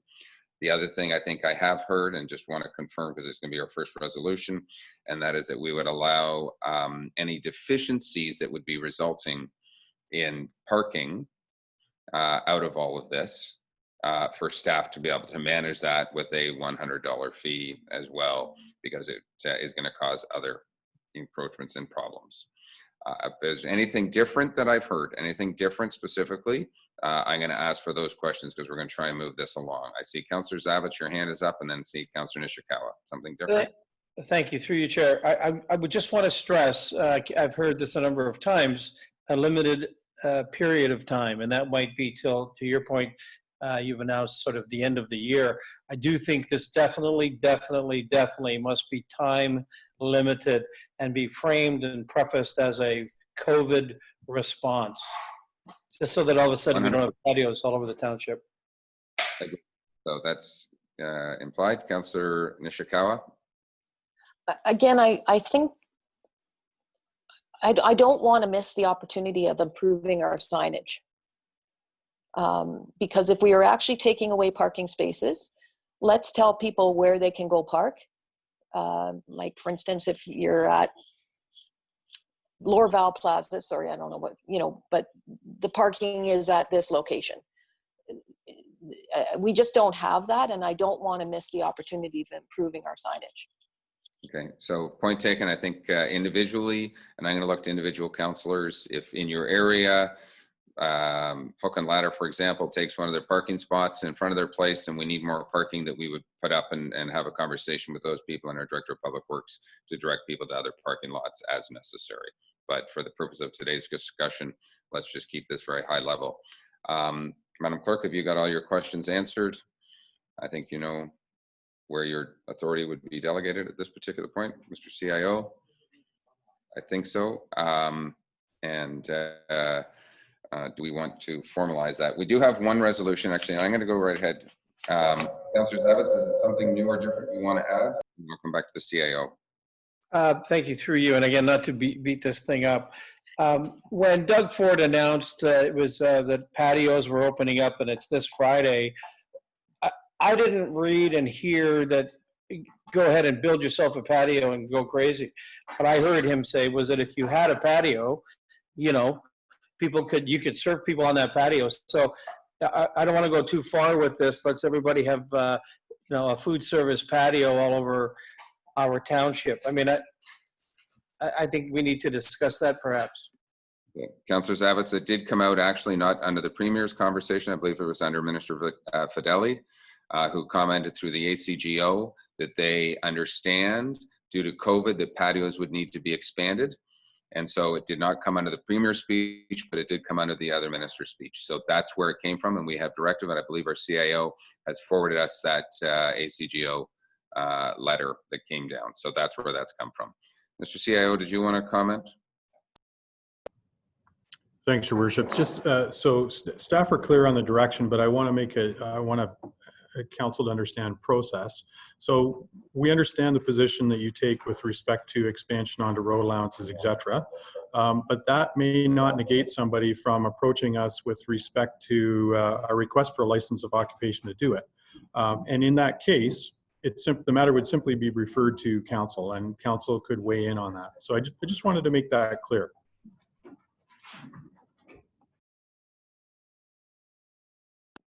Okay, thank you. We're just trying to do a very quick amendment to a resolution here. Give us one brief moment. Do we want to why don't we take 5 minutes, folks? Let's take 5 minutes right now. I have a bio break and we will be right back.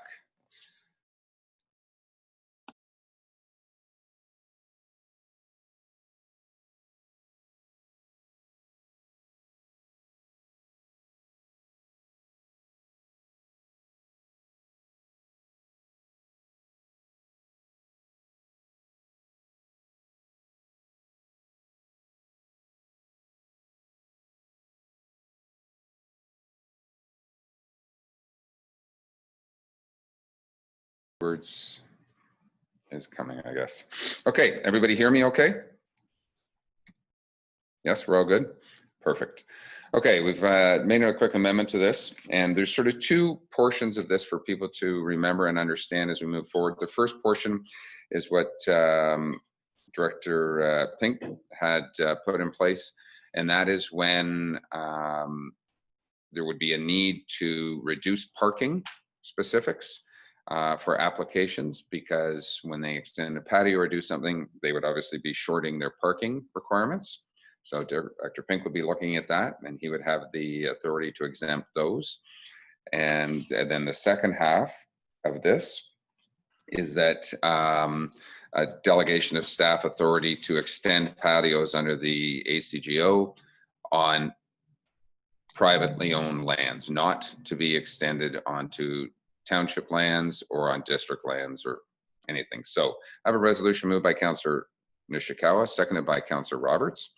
Be it resolved that council delegates the authority to enter into agreements exempting restaurant owners from providing parking in accordance with the terms presented in the June 11th, 2020 staff report to the Director of Development Services and Environmental Sustainability, or their designate, and that with respect to the recent AGCO amendments to Regulation 719 under the Liquor License Act, Township Council delegates authority to the clerk or designate to issue on behalf of the municipality a letter of no objection to the temporary patio extensions during COVID-19, subject to the criteria established through the July 15th, 2016 resolution C-27-15-7-16 on private property only, and that these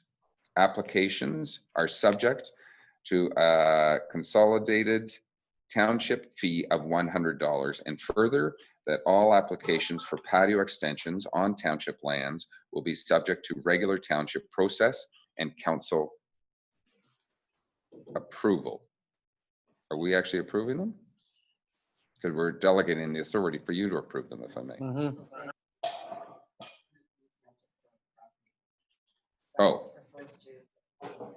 So and that's just on the township property. So if it's a regular township property, then council would have to approve it. That's what that's, sorry. My apologies reading through. Any final comments on this amended resolution? All those in favor? Madam Clerk? Yeah. Everybody carried? Congratulations. Thank you very much. You have more power. Okay, thank you. Now we moved an item down, and we're going to move down a notice of motion consideration from Councillor Mazan, and that is 5E. Mr. Becking, do you want to introduce this, or Councillor Mazan or Councillor Kelly? Who wants to take the lead on this? Right. Councillor Mazan, over to you. Sure. Thank you.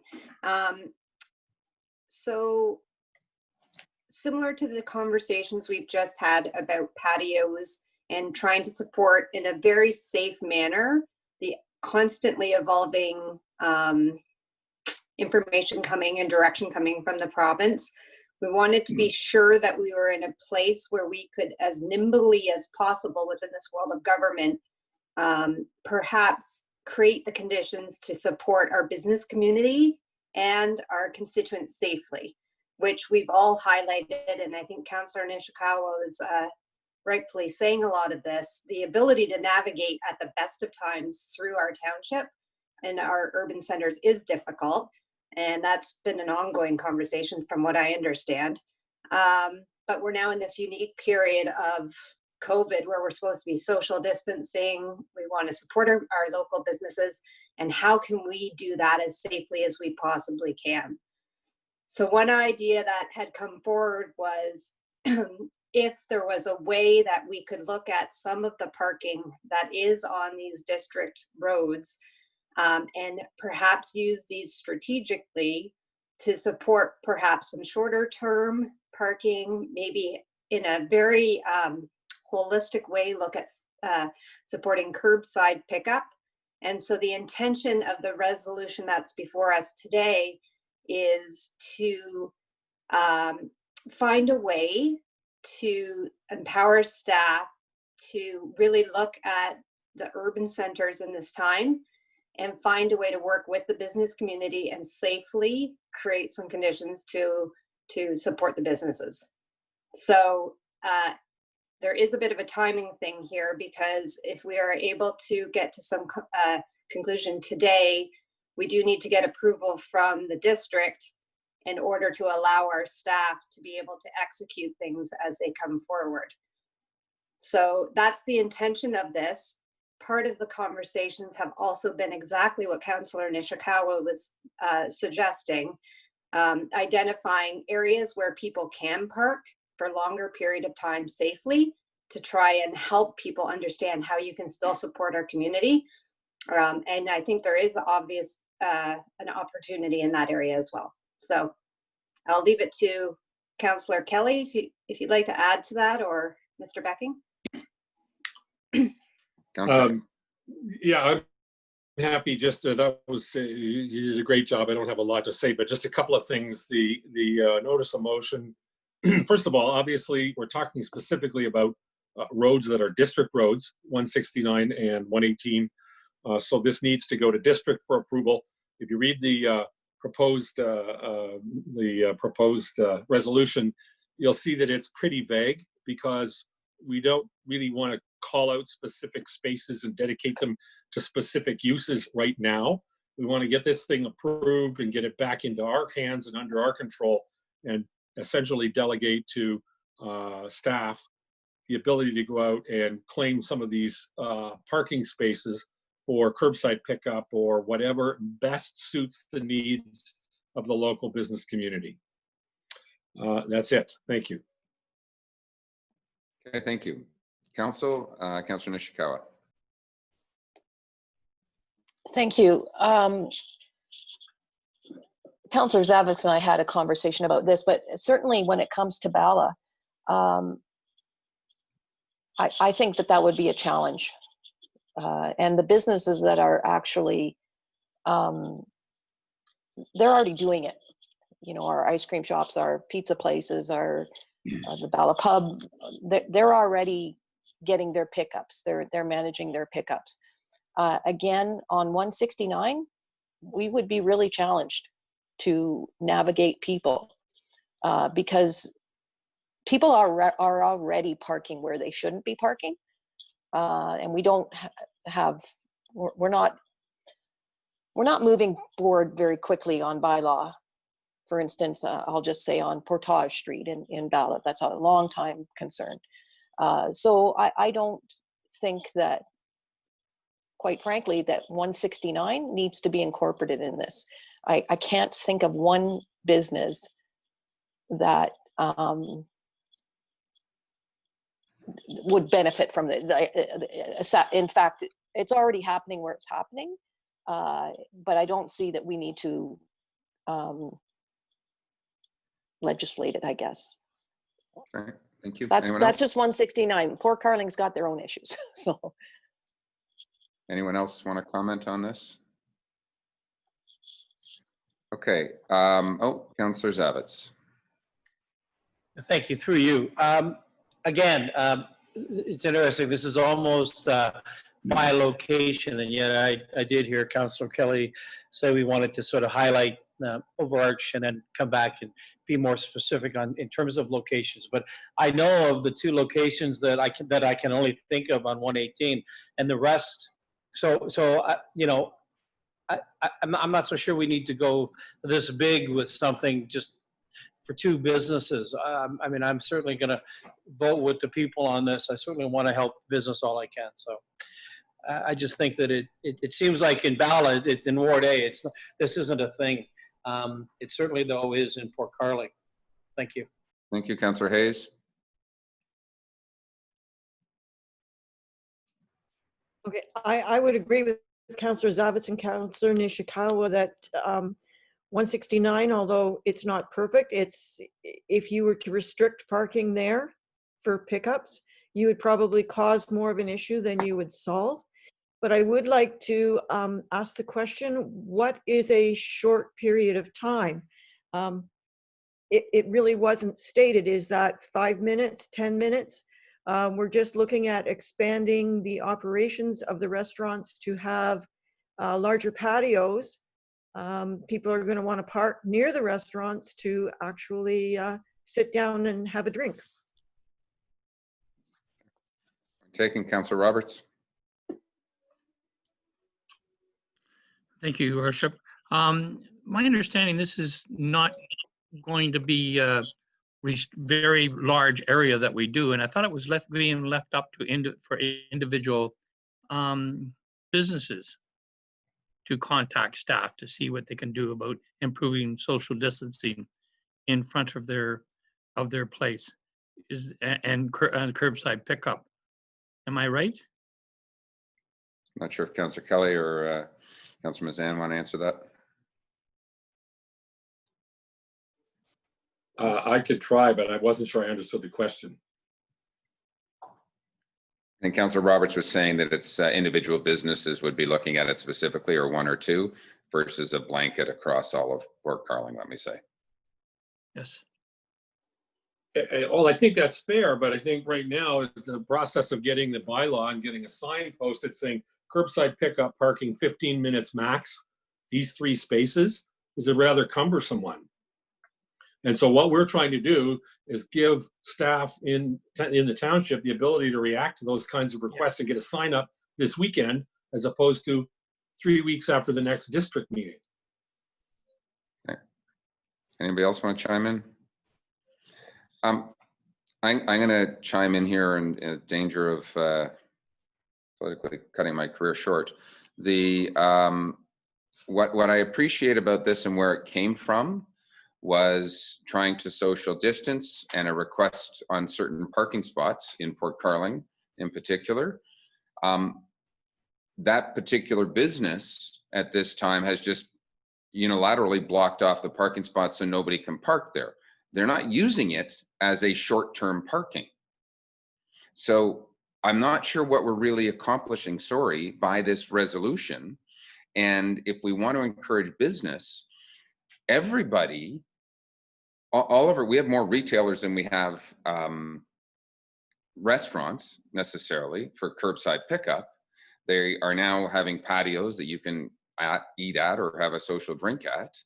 And we have always, because we have storefronts on every one of our retail places, people who want to go shopping need a place to park for probably more than 10 minutes, which is already limited. So I've heard very loud and clear for that Bala in particular, and 169 would like to be excluded from this resolution. I'm just trying to understand what we're going to be doing. I think we might be causing more harm personally in Port Carling by passing this resolution. Not to mention the fact of, I don't even know how we enforce a 30-minute parking. Are we going to hire another bylaw officer just to walk up and down the street and issue tickets? That's a whole other story. So I'm not sure if Councillor Kelly or Councillor Mazan, if you want to chime in on that and see what your thoughts are.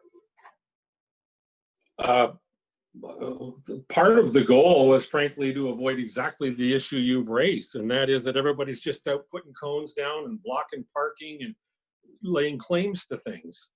If somebody's already blocking parking in front of a restaurant in Port Carling and nobody's going to stop that from happening. Now, I've heard about that. I haven't yet witnessed it. When I drove by twice this week, they weren't blocked off.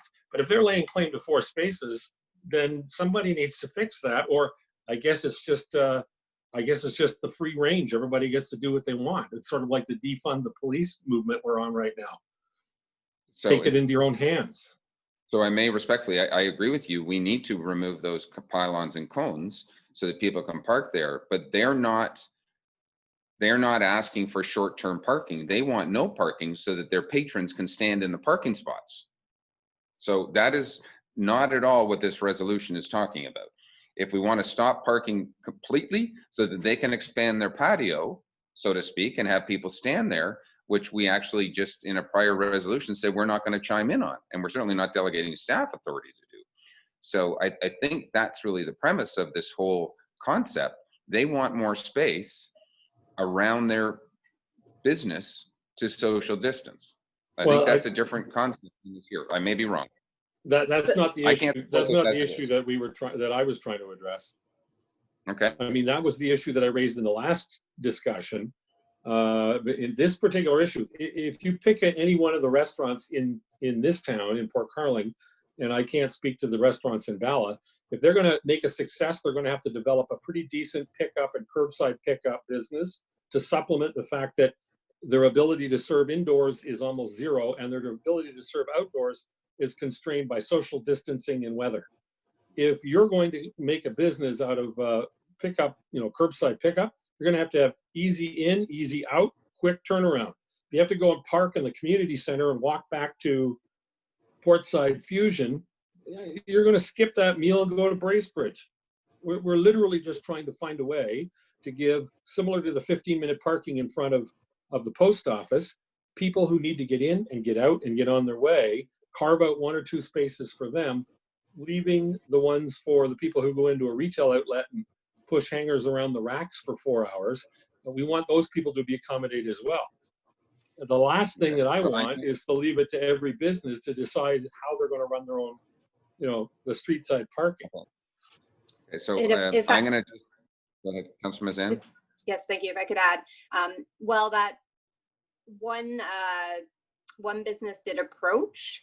I think this actually was a fuller discussion, and it really sparked the how does one help our whole community, not just the businesses, our whole communities navigate this unusual time when, from an infrastructure standpoint, we cannot change the footprint of a Port Carling and how things are structured. And so there was new information. How patios are going to evolve was part of that conversation, understanding the parking limitations that we do have. So part of what we wanted to do was say, we don't want the township to be a barrier, given the very short window that our business community has to actually conduct business. And we would like to think that we have things in place that then we can have staff who are the experts in helping us navigate this, maybe have some more nimble or flexible approach to help the business community and our constituents. So as much as it started with one ask, and I agree with the comments that these are not supposed to be designated spots for our business. These are township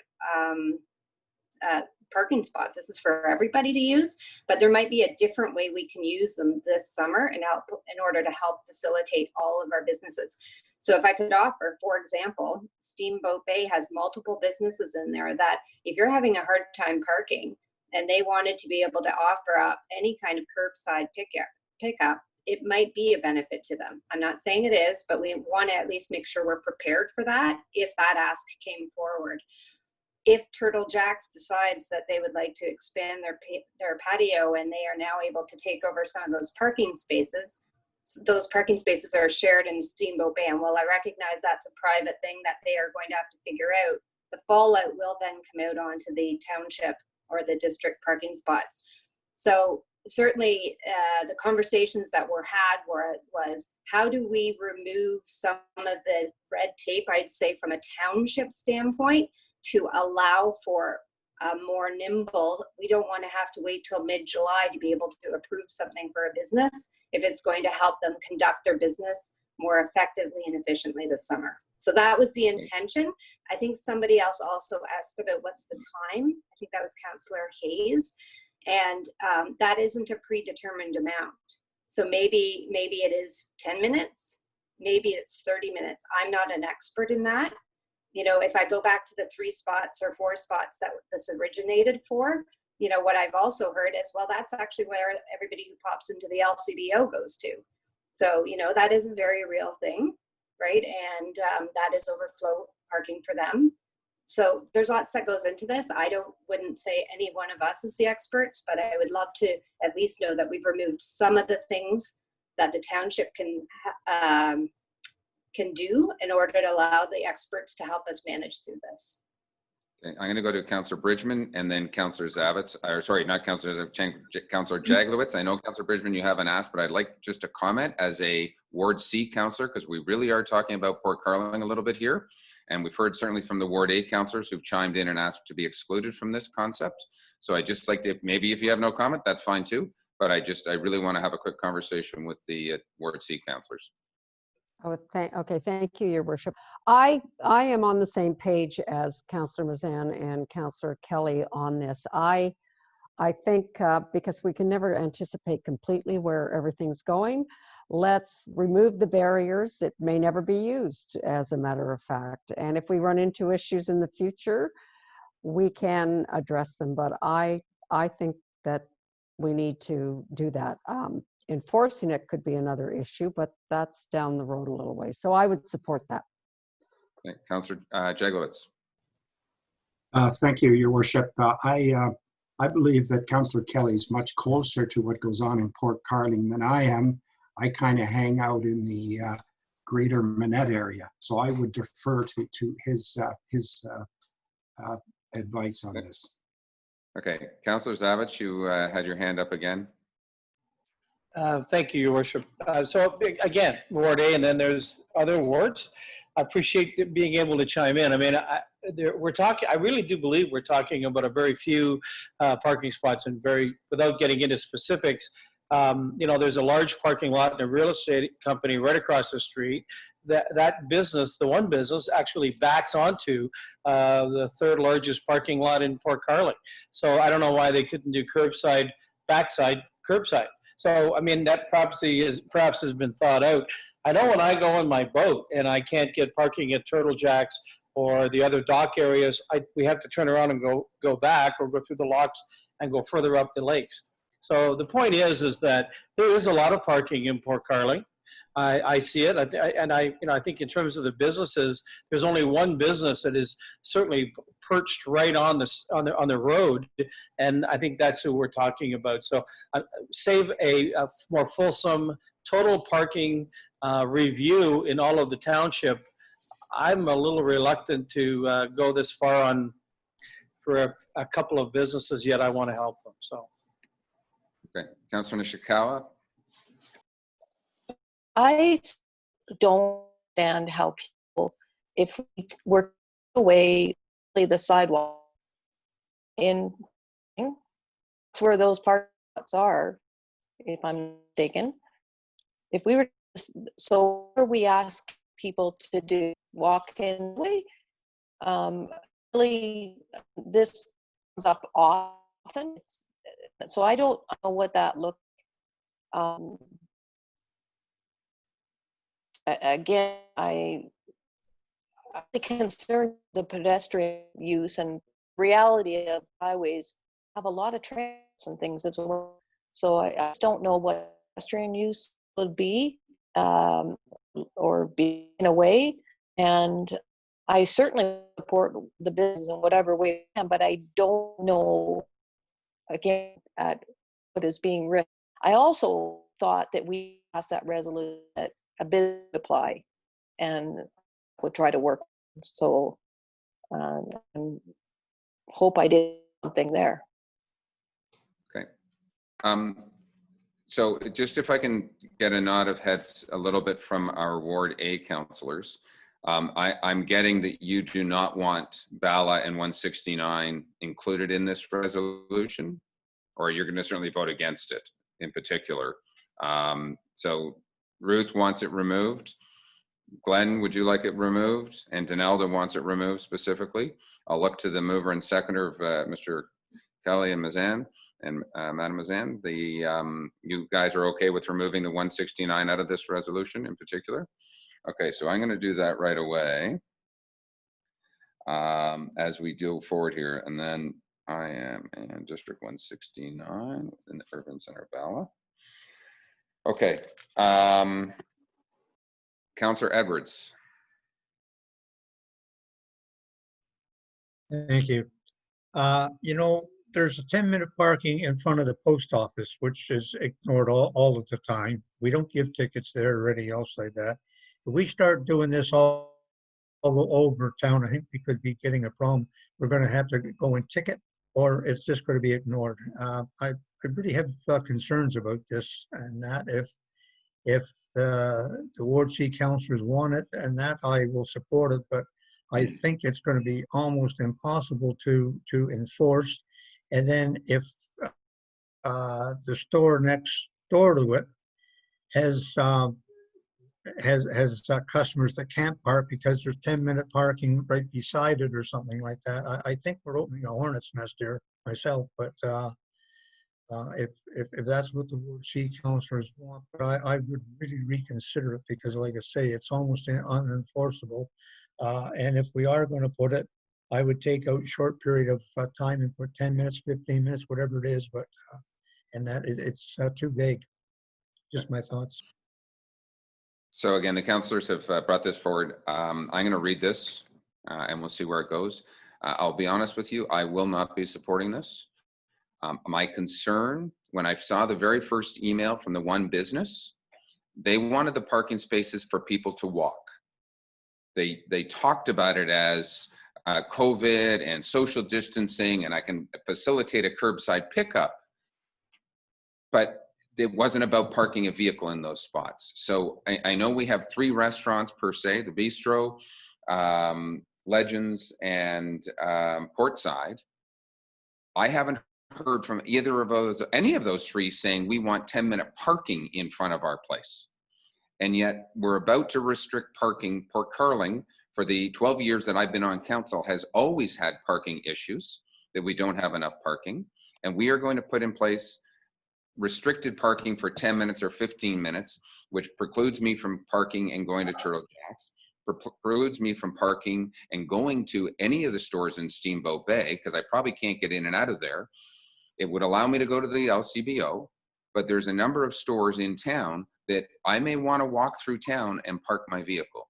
So again, I'll be honest, I'm not going to support this because I don't believe we've done enough investigation with the other businesses to see what they would feel about restricting some parking. Councillor Kelly, I'll let you speak one more time. And all I have to say is if we carefully read what it is we're asking to have passed, you'll see we're not restricting parking on anything, anywhere, at any time. We're simply asking for the ability to do so if and when the issue comes up, if and when social distancing and all these other issues change and they're allowed to open a patio, and we're delegating the authority to respond to that quickly and nimbly to staff. Okay, I will read this. I think we already have this. Again, I'm not sure I'm ready to delegate to staff the ability to restrict parking, not understanding it. But moved by Councillor Mazan, seconded by Councillor Kelly. Whereas local business economy within the Township of Muskoka Lakes relies heavily on business activity during the summer months, and whereas the efforts to control the spread of COVID-19 virus has had a devastating impact on local business economy in general and the ability of business to operate in particular. And whereas provincial emergency orders permit the operation of businesses for food preparation, takeaway, and curbside pickup. And whereas District Road Highway 118 within the urban center of Port Carling are under jurisdiction and control of the District Municipality of Muskoka. And whereas street parking is provided in the city of many businesses adjacent to District Road 118. And whereas restricting the duration of parking on these locations for a short period of time would facilitate use of spaces for curbside pickup and takeaway purposes in compliance with the provincial emergency orders and thereby supporting our local businesses. Now therefore be it resolved that Council of Township of Muskoka Lakes requests the Council of the District Municipality of Muskoka to amend district bylaw to temporarily restrict parking along Highway 118 within the urban center of Port Carling, subject to posting of appropriate site-specific signage to a maximum short time period duration, and the authority to enforce temporary parking restrictions to delegate to the Township of Muskoka Lakes. So I think, Councillor Kelly, we're asking the district to impose short-term parking restrictions by this resolution. Councillor Nishikawa, your hand's up. Thank you. Just to clarify, how did the district delegated those responsibilities to our municipality? I just recall some other things that, in fact, district will, well, we do whatever area municipalities to do. So I just wanted to clear that. Director Becking, maybe you can comment on that in a second. Director Becking, are you on the line with us here?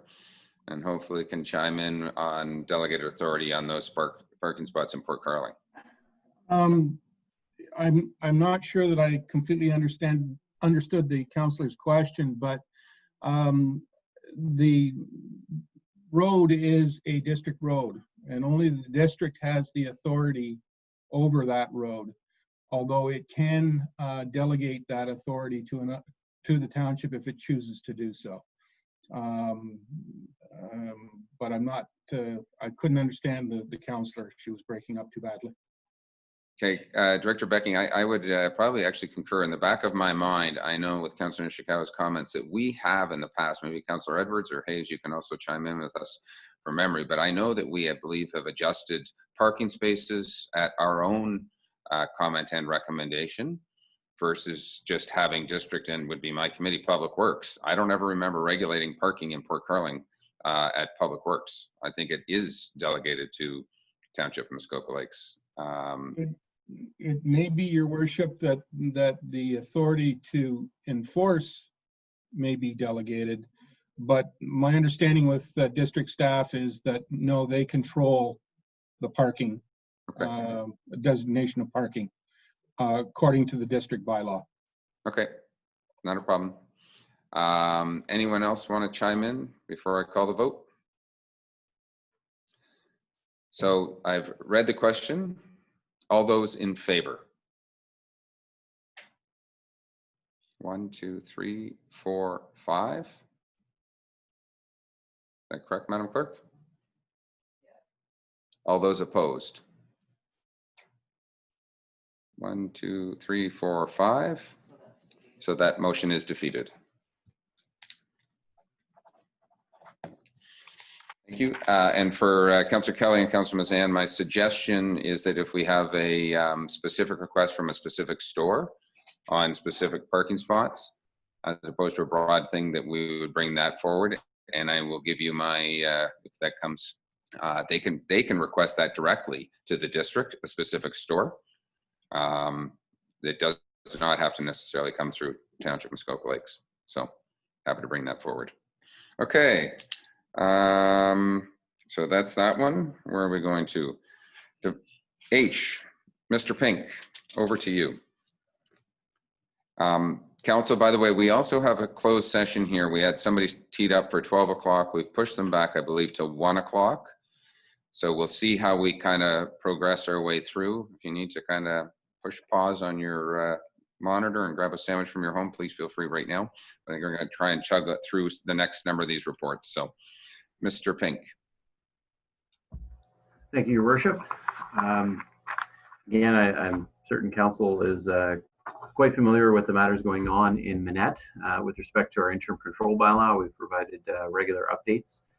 To provide a little bit of background, in January, Council did ratify a resolution that put together a working group to try to reach consensus on the policy directions in order to bring a draft OPA to Council. That resolution included a timeline or a deadline of June 2020 to bring that draft official plan amendment to Council's attention. Obviously, we're sitting in early June currently, and due to a number of factors, predominantly the delay with coronavirus, we staff, or my report suggests that Council consider extending that deadline. I've suggested to August 2020. The report outlines a number of factors related to that. I think, again, short of getting into all those details, I think the most prominent being that if a draft OPA was presented to Council at the current time, the next step would be to circulate and have a public meeting. And as we know, we're unable to do that under the current circumstances. Also, secondary, the new regulation from the province has, the interim control bylaw should essentially have expired by now. It is still in effect and will be in effect for 60 days after the province terminates the emergency. So we are benefiting from that. There's limited ability to move forward in any event. The working group continues to meet and feels we are making progress. Several councillors sit on that working group and can speak further to that. But we are making progress, and I have suggested that deadline be extended to August 2020, but happy to discuss an alternative date if that is Council's wish. The secondary part of the report, or the recommendation and resolution, relates to retention of a consultant. The next step, again, once the draft official plan amendment is presented to council, we'll essentially start what I call the typical planning process, whereby a notice is prepared, public meeting is had, reports are prepared, submissions are received, likely the draft official plan will undergo a number of revisions, and then eventually get presented to council for adoption, and then to the district for approval. And the District of Muskoka in particular, and ourselves, are quite concerned about the ability and the resources to undertake that scale of project, the amount of time that that will take. So we have reached out to ask for an estimate as to the associated costs of going through that. And the district is willing to share those costs at 50%. And again, the quote we received is approximately $60,000 to complete that process. So with that, Worship, hopefully that summarizes the report. Happy to respond to any questions. Okay, thank you. Council, any questions on the report? And as a member of that working group, I would also concur that progress is being made, and not everything is landed on finalized, but certainly everyone's working together to find some appropriate solutions for Manette. Councillor Jaglowitz? Thank you, Your Worship.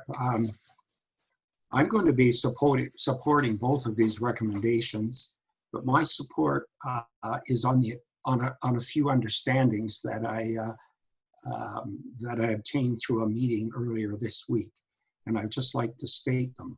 That this would come back to a regular council meeting in August. In other words, it wouldn't come on August 31st.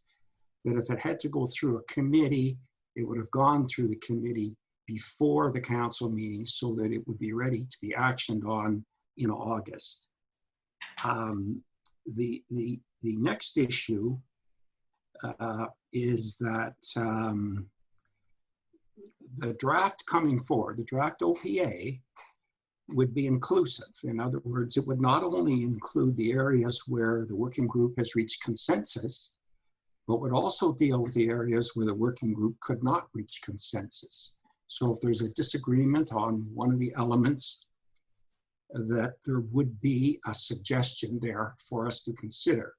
And it's my understanding that our director has already engaged a consultant that is working on this now and is drafting it from the township's perspective, and that individual that's working on it has to ensure that it complies with the official plans and PPS and so on. So what we would have in front of us is something that we could actually deal with. The other thing, I would want to ensure that the concerns that have been raised, I understand that consultant is working with the Manette Steering Committee report, so those concerns will be addressed, but also the recent LPAT issues. The recent LPAT hearings have brought up flaws in our OP, particularly with regard to Manette, and that draft will include some suggestions on how to fix those. The last issue that I would raise is that and Mr. Pink did explain it, although it was not explained in his report, that the consultants are not there to draft the OPA. That's already underway. They're there to stick handle it after we have dealt with it. And therefore, I think giving Mr. Pink that support and also getting the district involved will speed things up. So on that basis, I'm prepared to support this. Thank you very much. Councillor Bridgman. Thank you, Your Worship. Great summary, Councillor Jaglowitz. Thank you for all of that. I think that clarifies things for a lot of people. I just wanted to chime in as one of the working members of the committee to say that we have made a lot of progress, and it's a group that is working well together. And I would really personally appreciate the extra time to see how far we can get with the process. I don't know that we're to reach complete consensus, but it's going well and we're working well. And I think the extra 2 months would be very beneficial for all involved, actually. So that's all I wanted to say. Thank you, Councillor Roberts. Thank you, Your Worship. The second part of the proposal there is $60,000 shared 50-50 between the township and the district to pick up the OPA after the agent that's writing it right now and get it out to public meetings. I also understand from correspondence with Director Pink that we really don't have any RFP or really details on how that $60,000 will be spent. So I'm a bit nervous of that $60,000 without knowing the activities and the definition of scope of work. And I'm wondering what we can do to lessen my concerns. Mr. Pink, do you want to explain how you anticipate that money and what's going on? Yes. To provide a bit of background, hopefully this assists council and answers the question, just so it's clear. Apologize, the report was not on where those funds would be earmarked to.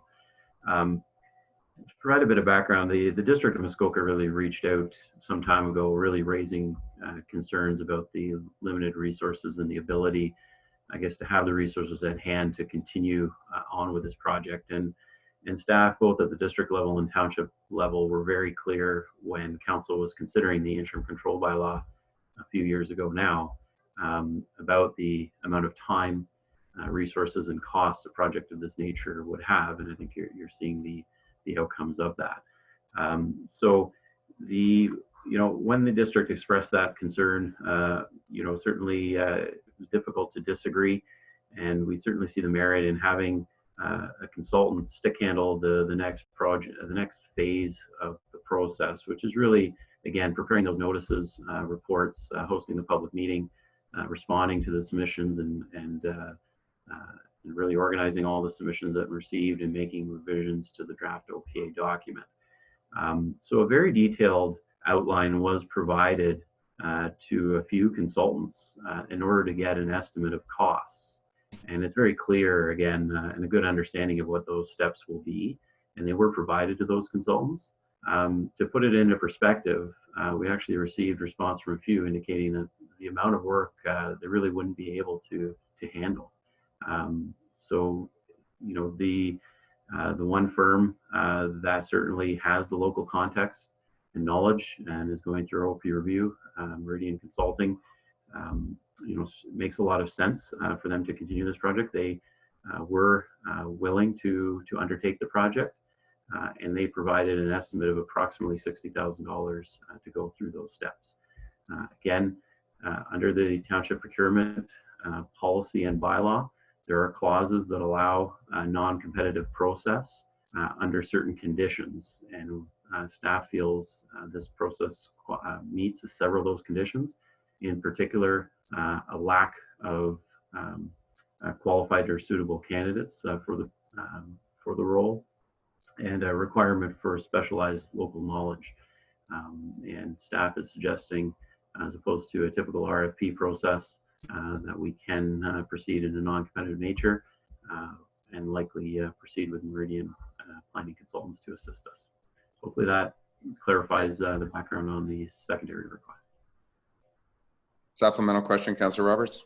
Yes, thank you, Director Pink. I fully understand and support the idea or the plan to go with a consultant. I still just saying we're being asked to approve $30,000 in expenditure. With the council has no idea on the activities that they'll be doing, the timeline that it'll be done on, what their delivers and responsibilities are. So it's kind of like $30,000 that we have to spend, and you shared with the a few other companies what the scope was, but and they come up with a concern how much work it is, but council doesn't have that information to have the same concerns. But we'll have to take it at the face value. I guess I'm just saying we're being asked. Okay. I guess, Mr. Pink, at one point, if we had to share the terms of reference, but I think Councillor Roberts, the point is, our Director of Planning has said we need this work, has outlined the scope and magnitude of what it takes to put through an official plan amendment, the time and energy, the public meetings, the consultation, and put that frame of reference to a number of consultants. And as such, he feels that this is the best dollar for dollar in this particular case. So I see Councillor Zavitz and Councillor Nishikawa's hands up. Do we have a specific question? If it's just more in agreement with what we're doing, I'm just going to read the resolution. But is there a specific question you have? If it's not, then I'll get you to take your hand down. Thank you. Do you have a specific question, Councillor Nishikawa? Or are you okay? No, I'm not okay. I actually don't have an understanding of what the large amount that we put aside for this project in the first place, really how it got spent, and why we're now going forward to spend more. I thought there was consolidated, and now I'm hearing that they're the same team they're doing our OPA, our OP, should say. I would have thought that this stuff would have been with that. So sure, it's only 1,000 here and everything, but what whole project? And I'm kind of concerned every time here that we as in district and township don't have the ability to move forward on some of these. But information that I have today hasn't explained to me what we really, the first chunk, somebody could confirm what that was. Okay, thank you. Mr. Pink, do you want to just have a highlight quickly as to why it is we need a consultant at this particular point, what was and wasn't budgeted for, and how this differs from the official plan? Yes, sorry, Councillor Nishikawa was cutting in and out, but I think I got the gist of her inquiry. Keep in mind, when the interim control bylaw was first passed, council did approve retaining a manager to manage the steering committee process. The steering committee set up that was approved by council. That steering committee approached both councils for a request to complete 2 studies, one on the economy of the waterfront of Muskoka, the other on boating impact assessments. And council, both the district and township, approved those expenses to assist the steering committee in their analysis of the policies and the situation at hand. So those amounts have been budgeted in I believe the last 2 budgets, which were the expenses to date on this project, together with other minor incidentals. The current request, again, to be very clear, it is like I said, I can share the terms of reference, but it is essentially to go through now the public planning process. Again, coordinate and host the public meeting, prepare notices, prepare reports to council, make revisions to draft, and to respond to what likely will be a large number of inquiries and submissions on the proposal. With respect to the official plan review, the interim control bylaw predated the commencement of the official plan review. It was not included in the official plan review. That was actually one of the very initial questions that the consultant had. And it is a separate project, and we advised the consultant that council opted to pass an interim control bylaw and retain a steering committee to produce a draft official plan amendment, which would then become part of the new draft of the official plan, and they were not retained to undertake that work.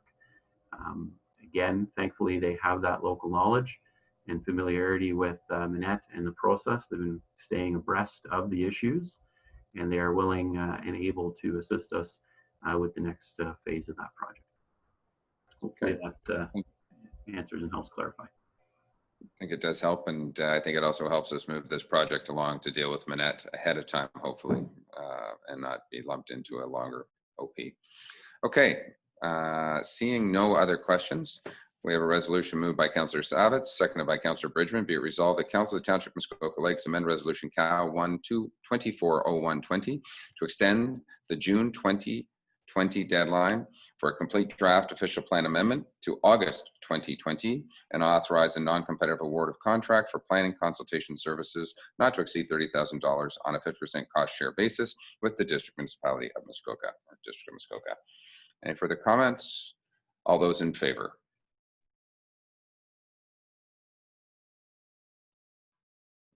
And opposed? 9-1. Madam Clerk, we are carried. Thank you. Okay, that one we're done. Want to go to I, David, while you're on a roll? And that's delegation of consent approval. Quick overview why the concept, and I guess why it's coming back again. I know we considered this a year ago, and we're back on the table. Yes, thank you, Your Worship. It was approximately about a year and a half ago during larger, I guess, more broad discussions on a new committee structure that the current new term of council undertook. And as part of that process, staff suggested other efficiencies as directed and recommended that the consent approval authority could be delegated to staff. Council at that time chose not to pursue that avenue and I think concentrated more on the broader changes to the committee structure.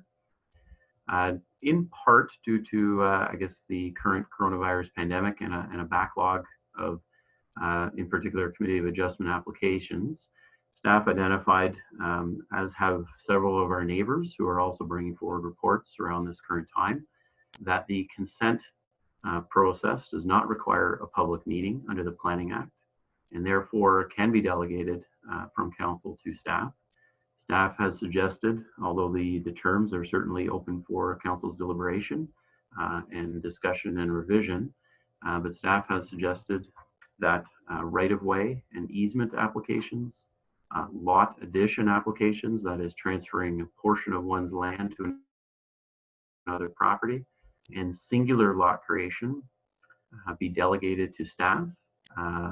And from the Committee of Adjustment currently to staff.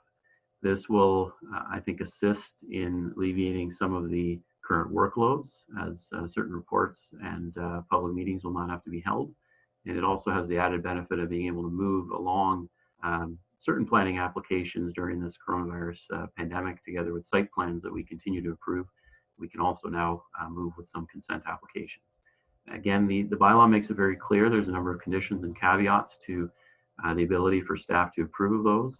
If any application requires a minor variance or a zoning amendment in order to perfect or comply with the bylaw, would be bumped up to, again, Planning Committee or Committee of Adjustment. If any objections are received from the public that cannot be satisfactorily resolved, that would automatically bump any approval to Committee of Adjustment or Planning Committee. Again, there are other terms or caveats that could be discussed and added to that. But that is the draft staff has prepared. Again, hopefully that helps explain the proposed delegation, and happy to answer any questions. Okay, before I turn it over to council, I'm going to actually go to our CAO to provide a quick comment. Thanks, Your Worship. So just so council is aware, I am familiar with this model, and in fact, I was the delegated authority at the town of Huntsville where it's already in place. And so Mr. Pink has outlined that these types of applications that are proposed in this delegation are pretty straightforward. The majority, I would say 99.9% of the time, are approved by committee. And they are really minor in nature in terms of their intent. The bylaw does speak to if there is a concern that the director has to forward it to the appropriate committee. I'd also suggest to you that if there was, in the situations where I was dealing with this, if I felt that the situation required political attention, I did not hesitate to delegate it or take it, refer it to the appropriate committee for consideration. So I just offer that as additional background for you. Okay, thank you for that. Councillor Kelly, hand is up. Thank you. Just a couple of, or a question and a comment. I'm having a hard time understanding whether this is a temporary accommodation to help ease some of the backlog and the workload that comes from the COVID situation that we're under, or whether this is intended to be a more permanent thing. And if it is, I have to ask the question, what's different between now and 15 months ago when council addressed this issue and decided that delegation wasn't appropriate? I'm not sure if Mr. Pink, you want to answer that, and I can. I guess initially, to answer the question, this is intended to be permanent. This would not be a temporary item, but staff certainly is more than willing to provide council the ability and update in 6 months, 12 months time in order to track the success. We would, in planning committee agendas, can certainly provide monthly updates on the number of applications received and processed. And also keep in mind that at any time, council would have the ability to take away that delegation if they felt there were concerns or questions. That delegation could certainly be removed and go back to committee of adjustment at council's discretion. So again, nothing in particular different from the approximately 1.5 years ago. This was previously discussed, but again, it's come up quite commonly in planning circles in our area, I suspect outside as well, that due to the coronavirus pandemic, it did seem appropriate that it has currently the added benefit of relieving some of the backlog that we're experiencing, which brought up the opportunity to bring it back to council's attention for further discussion. But other than that aspect, nothing specifically different than 1.5 years ago, no. Okay, I think also our CIO wants to chime in quickly, and then I'll go to some other questions. Thanks, Your Worship. So further to Mr. Pink's comments, and I think I'm just going to slightly enhance his comment. I do think there is something a little different, and it's the notion of the reorganization of the building and planning departments. And I think you're going to be seeing going forward a series of initiatives from staff to achieve efficiencies and improve our processes over the next several months, if not years. And so I think this is one of them, which is typically used elsewhere that I would think that we should consider. Thank you. Okay, I'll go to Councillor Nishikawa, then Councillor Bridgman. Thank you. A kind of questions or concerns. First of all, if this were to be moving, could we actually put an expiry date? For instance, we did this again in January 2021. There was that. I wonder about the lot percentage thing. From seen over, we approve 1%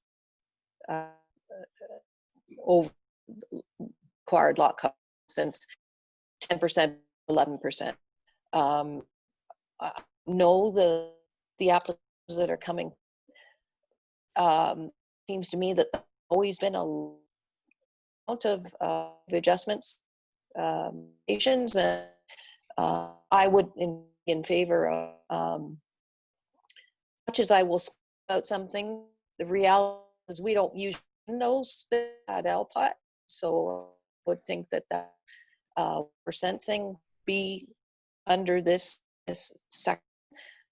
But I also will add, and it's a housekeeping thing, if we were be moving with in April, I noticed a lot of surveys being available, and that's where we get into from the building department. The missing between the building and the planning department, often where properties are affected, is there's a lack of survey when further construction happens. But I would be interested to seeing we could put an expiry date on this particular motion, and also moving forward on the lot coverage. Okay, thank you. So Councillor Nishikawa, again, a little bit broken up. I'm going to make a question, just a test for you right now. The next time, and next time we speak, if you turn off your video, it may make it a little bit clearer for your audio, for us to hear your audio. Your screen seems to be frozen anyway, but it may be fewer bits of data moving through. So next time we have to speak, okay, it is to turn off your video. I can see you raise your hand. You'll have to turn on, I guess, when we vote. So leave it on for now. When we're speaking, we'll just get you to turn off your video. And I think to Mr. Pinkert, everybody, I think if we heard correctly, and Ruth, you can confirm. So number one, you would like an end date in this, and just under COVID right now to understand. And then the second thing you would potentially also add into this is that of our a 1% additional lot coverage going to an 11%. So I'll leave those two things just sort of on the table right now. I'll go to Councillor Bridgman. Thank you, Your Worship. I cannot support this motion, and I'm looking at it maybe from the 30,000-foot level, as our mayor likes to refer to visions. To me, one of our governance is transparency, and I believe that all of these applications have to come before one of our committees in order to remain completely transparent for all of our constituents. So that is why I can't support this. Okay, thank you. I'll go to Councillor Zavitz first. Thank you. Through you, Chair. I certainly have to support our planning chair. I don't want to be seen to be not being supportive of staff. Staff is amazing. We should support staff. I'm just not so sure that streamlining equals efficiencies.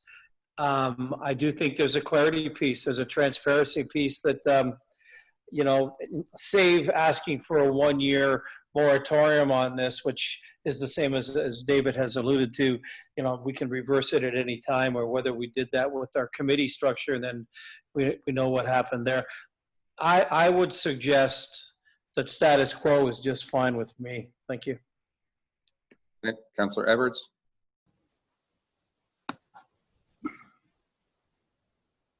Thank you. I would not be supporting this. We want to be transparent. I did receive an email. I don't know if anybody else did, but and that from the MLA and that. But people should be transparent in it, and it is just a case of that. I think we can get around this, and I would not be supporting this at this time. Okay, thank you, Councillor Jagowitz. I saw your hand up as well. I'll get your microphone, Councillor Jagowitz. Thank you. Thank you, Your Worship. I also will not be supporting this for the same reason I didn't support it last time.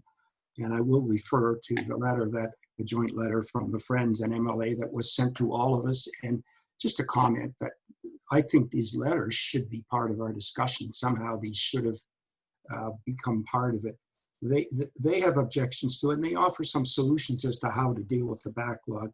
But my main concerns are, how do the public find out about these things? And then who decides when it's not contested? And then it's a slippery slope. And we all remember what happened with Legacy and the way the district and their delegated authorities. And it's just, I don't think we're a big enough organization to not handle these. It's very easy for the Committee of Adjustment to have 2 sittings in a day. If there's a backlog, have one in the morning, one in the afternoon, get rid of the backlog. So I will not be supporting it. Okay, so I appreciate that. I just want to chime in and just a little clarity, if I can, I think, to help. And correct me if I'm wrong, Mr. Pink, but if someone came in and they said they want to add 4 feet to their lot, or they wanted a right of way across their lot, we would be issuing a circulation notice to public, to people in the vicinity. We would be soliciting feedback. If no comments were received, then and only then would staff be given the authority to say, yes, we could approve this. And only if any public member was to say, I have an issue, I have a question, whatever, staff were unable, they may have technical questions that staff would resolve, but if there was any note of an objection, then it would be coming to a planning committee, or be coming to a council committee at the time, or committee of adjustment at the time. But for the most part, when we approve a right of way, when we add 5 feet to somebody's lot, never does anyone ever object. It comes to council. And again, we have yet to have something come to council that a council has been able to add value in, that we pick up on something that the neighbors missed. If it's multiple lot creations, it's not going through this. If it's a single lot creation, would be the only time that would be delegated to staff. And we're becoming very unique in the only municipality that maintains this. But is that from a transparency perspective, the planning process, the notification process, all of that would be the same. And the trigger for staff to manage it individually is nobody's objected, there's no questions, and we're going to move forward. Mr. Pink? Thank you, Your Worship. That is generally correct. The process is largely the same. There would be notification to the neighboring property owners. There would be a posting on the sign. Staff could, if directed, continue to post on the website current applications that are in the process for soliciting public comments. The only difference would be there would be no public meeting in front of the Committee of Adjustment. And if any objections were received, short of, again, simple inquiries that can be answered, if there were any objections received, the delegation bylaw would clearly indicate that that matter would have to go to Committee of Adjustment or Council. Just to clarify as well, unfortunately, again, Councillor Nishka was cut out, but I think what she was alluding to is similar to the lot coverage question with the 10%, and as much as we regularly approve 11%, I view these as very different, and maybe this will help Council understand the consent process a little better from a planning perspective. Most of the applications that you're familiar with, where we get a lot of public comments, a lot of objections, and a lot of good debate in front of Council, is applications for minor variance or zoning, where the official plan or the zoning bylaw will set a standard, and people are asking for relief from it. The standard is 10%. As much as we regularly do approve 11, that is not a given, and we analyze each request on its own merits. But that is a discretion that Council makes, reviewing or Committee of Adjustment the situation at hand, the local context, the impacts to neighbors, etc. The consent process is different in the sense that the official plan and the zoning bylaw set the requirements, and they must meet that. Again, if they don't and a lot is undersized, the delegation bylaw indicates that will have to go to Committee of Adjustment or Council for a related variance or zoning approval in order to perfect that severance. But with a right of way and a lot addition transferring lands from one to the other, they must comply completely with the zoning bylaw, and the official plan and the zoning bylaw will indicate that that is appropriate. There's much less discretion, I'll put it that way. Again, anecdotally, in my time here, almost 16 years, I honestly cannot recall a right-of-way or a lot addition that complied completely with the zoning bylaw being defeated by the Committee of Adjustment off the top of my head. I mean, there may be one or two in the last 16 years, honestly, but I'm struggling to even recall those. These matters very rarely receive any public comments, and they, as the CEO indicated, approximately 99.9% of them are approved. Again, any objections received, any non-compliance issues where it is a judgment called by Council whether to grant relief from a zoning bylaw, and the delegation bylaw will require that to go to Council. So hopefully that helps clarify, I think, some of the earlier comments and puts that into some more perspective. Thank you, Mr. Pink. I think I actually look at this as, our clerk is given certain authority to approve patio extensions for a 2-week period. We've given her now a longer period of time, but that obviously has impacts with everybody. We don't approve driveway entrance permits. We don't approve any of those stuff. So many of those things are staff delegated. I'll go to Councillor Hayes first, then Councillor Jagowitz.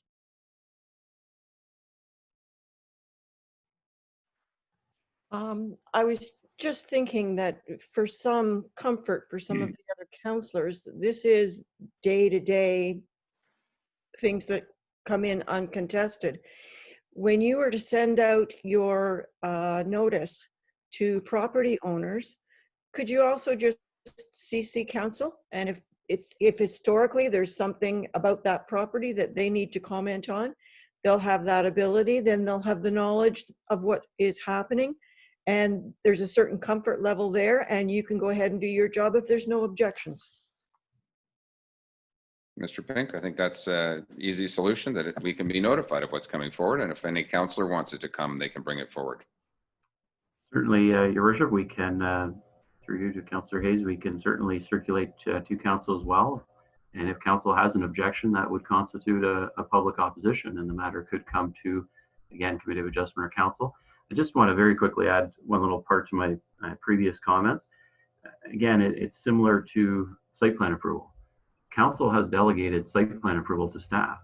We process approximately 100 residential site plans a year that council does not see. And it's very similar to the consent process. Those site plans comply completely with the zoning bylaw. And again, I would wager if we took 100 additional applications to planning committee a year, you would have endless meetings and likely have very little additional, I guess, input on those applications. They all comply with the zoning bylaw. And I liken the current proposal essentially to residential site plans, which again, I think work very well and have been delegated to staff for many years, over 16 years that I've been here. So. Councillor Jagowitz and Councillor Edwards.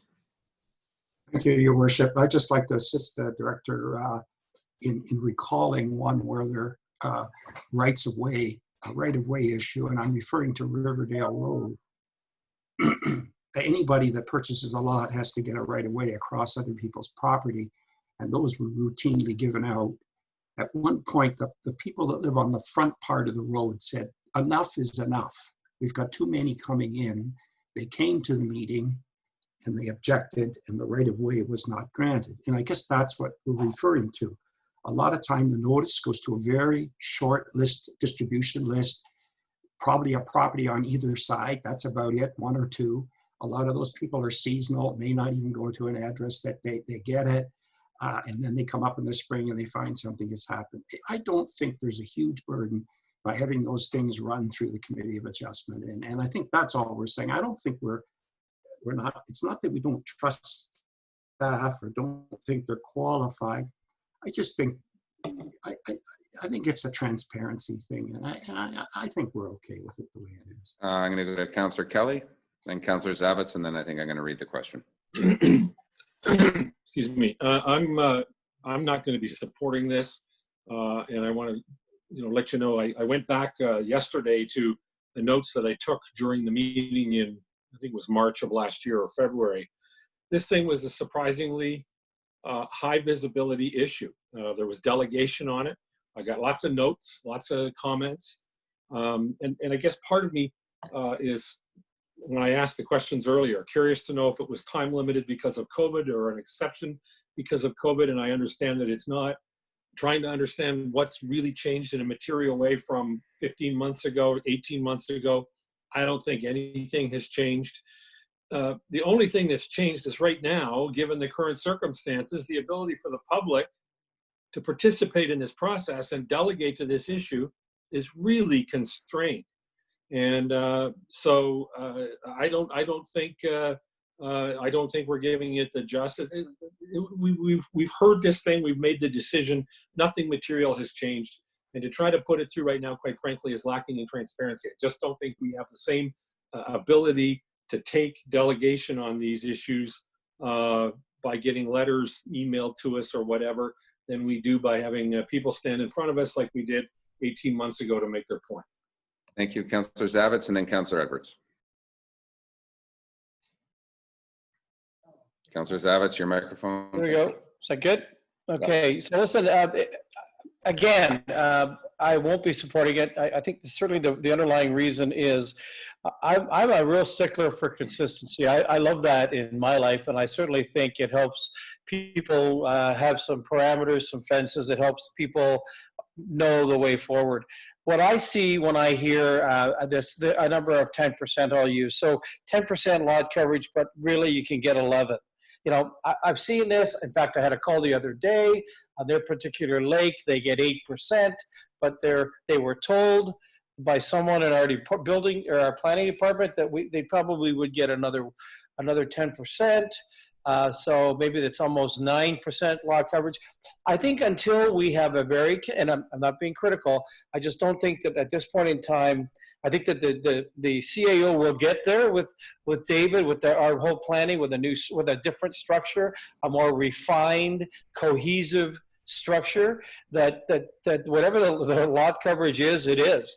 Why would I have to have 10 when somebody else gets 10 plus they come in and they get another 1? I mean, I think we need consistency, and to get consistency, we need, I think, a policy and an overarching piece to this. So I would not be supportive. Okay. So this is not to deal with lot coverage in this particular case. It was in lot creation or others. So Councillor Edwards?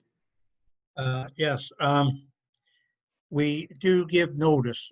So many times at Committee of Adjustment, somebody come in and said, if my neighbor hadn't have told me about it, I wouldn't have known. And that's one thing. Secondly, our signage. If you drive around this community, try and find a sign, because we don't have a spot where it says it's got to be so high off of the ground and visible. They put them to a tree at the side and everything else like that. Being on the Committee of Adjustment, driving around on say Brackenwood Road, there's 3 or 4 spots that the signs went up. Unless you were looking for something, you would never see them. And this is why I think it still should be. And I would like a recorded vote, please. Thank you. Okay. Madam Clerk, we've asked for a recorded vote on that, and I'm going to read the resolution at this point. So how do we want to do a recorded vote right now? I can read it and then I'll take it. Okay. So resolution is moved by Councillor Roberts, seconded by Councillor Zavitz. Be it resolved by law 2020-46 to amend by law 1998-234 to provide a delegation of authority for consent approvals be read a first, second, third time and finally passed. Madam Clerk is going to do a recorded vote.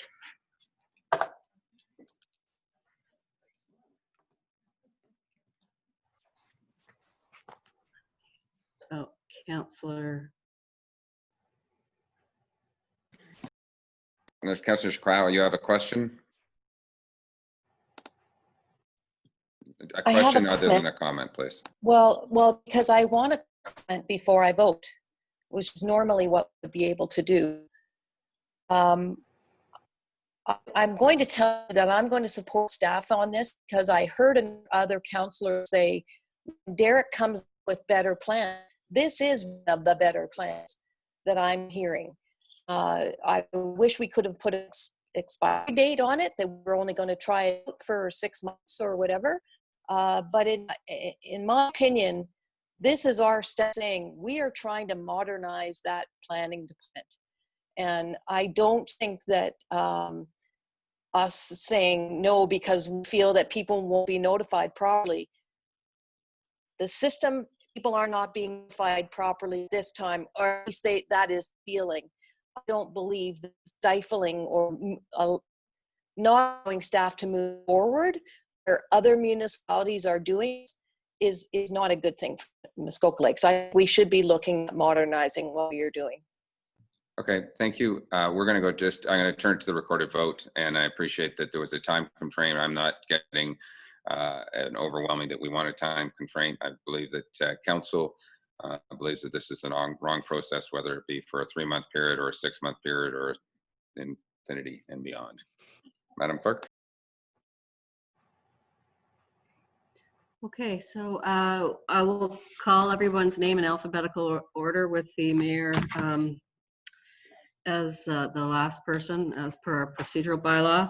So I will start the call. Councillor Bridgman, yay or nay? Nay.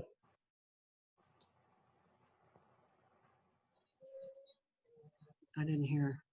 Okay, we're having a hard time hearing people. Maybe as opposed to yay or nay, you could answer yay and lift your hand up as well. Well, there's a terrible echo at your end. Nay, N-A-Y. Councillor Bridgman as a guest. You got it? Okay. Can I call this with my microphone, or do you have to call the vote? I do. That's what the law says. Okay. Councillor Edwards? Councillor Edwards, put your microphone on. Nay. Counselor Hayes, Yay. That's 7 votes. Counselor Jaglowitz, No. Counselor Kelly, Nay. No. Counselor Mazan, Nay. Counselor Nishikawa, Yes. Counselor Roberts, Nay. Counselor Zavitz, Nay. Mayor Harding. And I am in favor. Turn your microphone. Or go. 5, 6. So that motion is defeated. 7-3. 7-3. Defeated. Yep. Okay. I'll get you your microphone on. Thank you. That's just good. Okay, thank you. Where are we going? We're going to go to close. We've got some people waiting online for close. So we will turn off some cameras and we'll take a quick 5-minute comfort break and then we'll be right back in close. Thank you. Wait. Don't go anywhere. Don't go anywhere.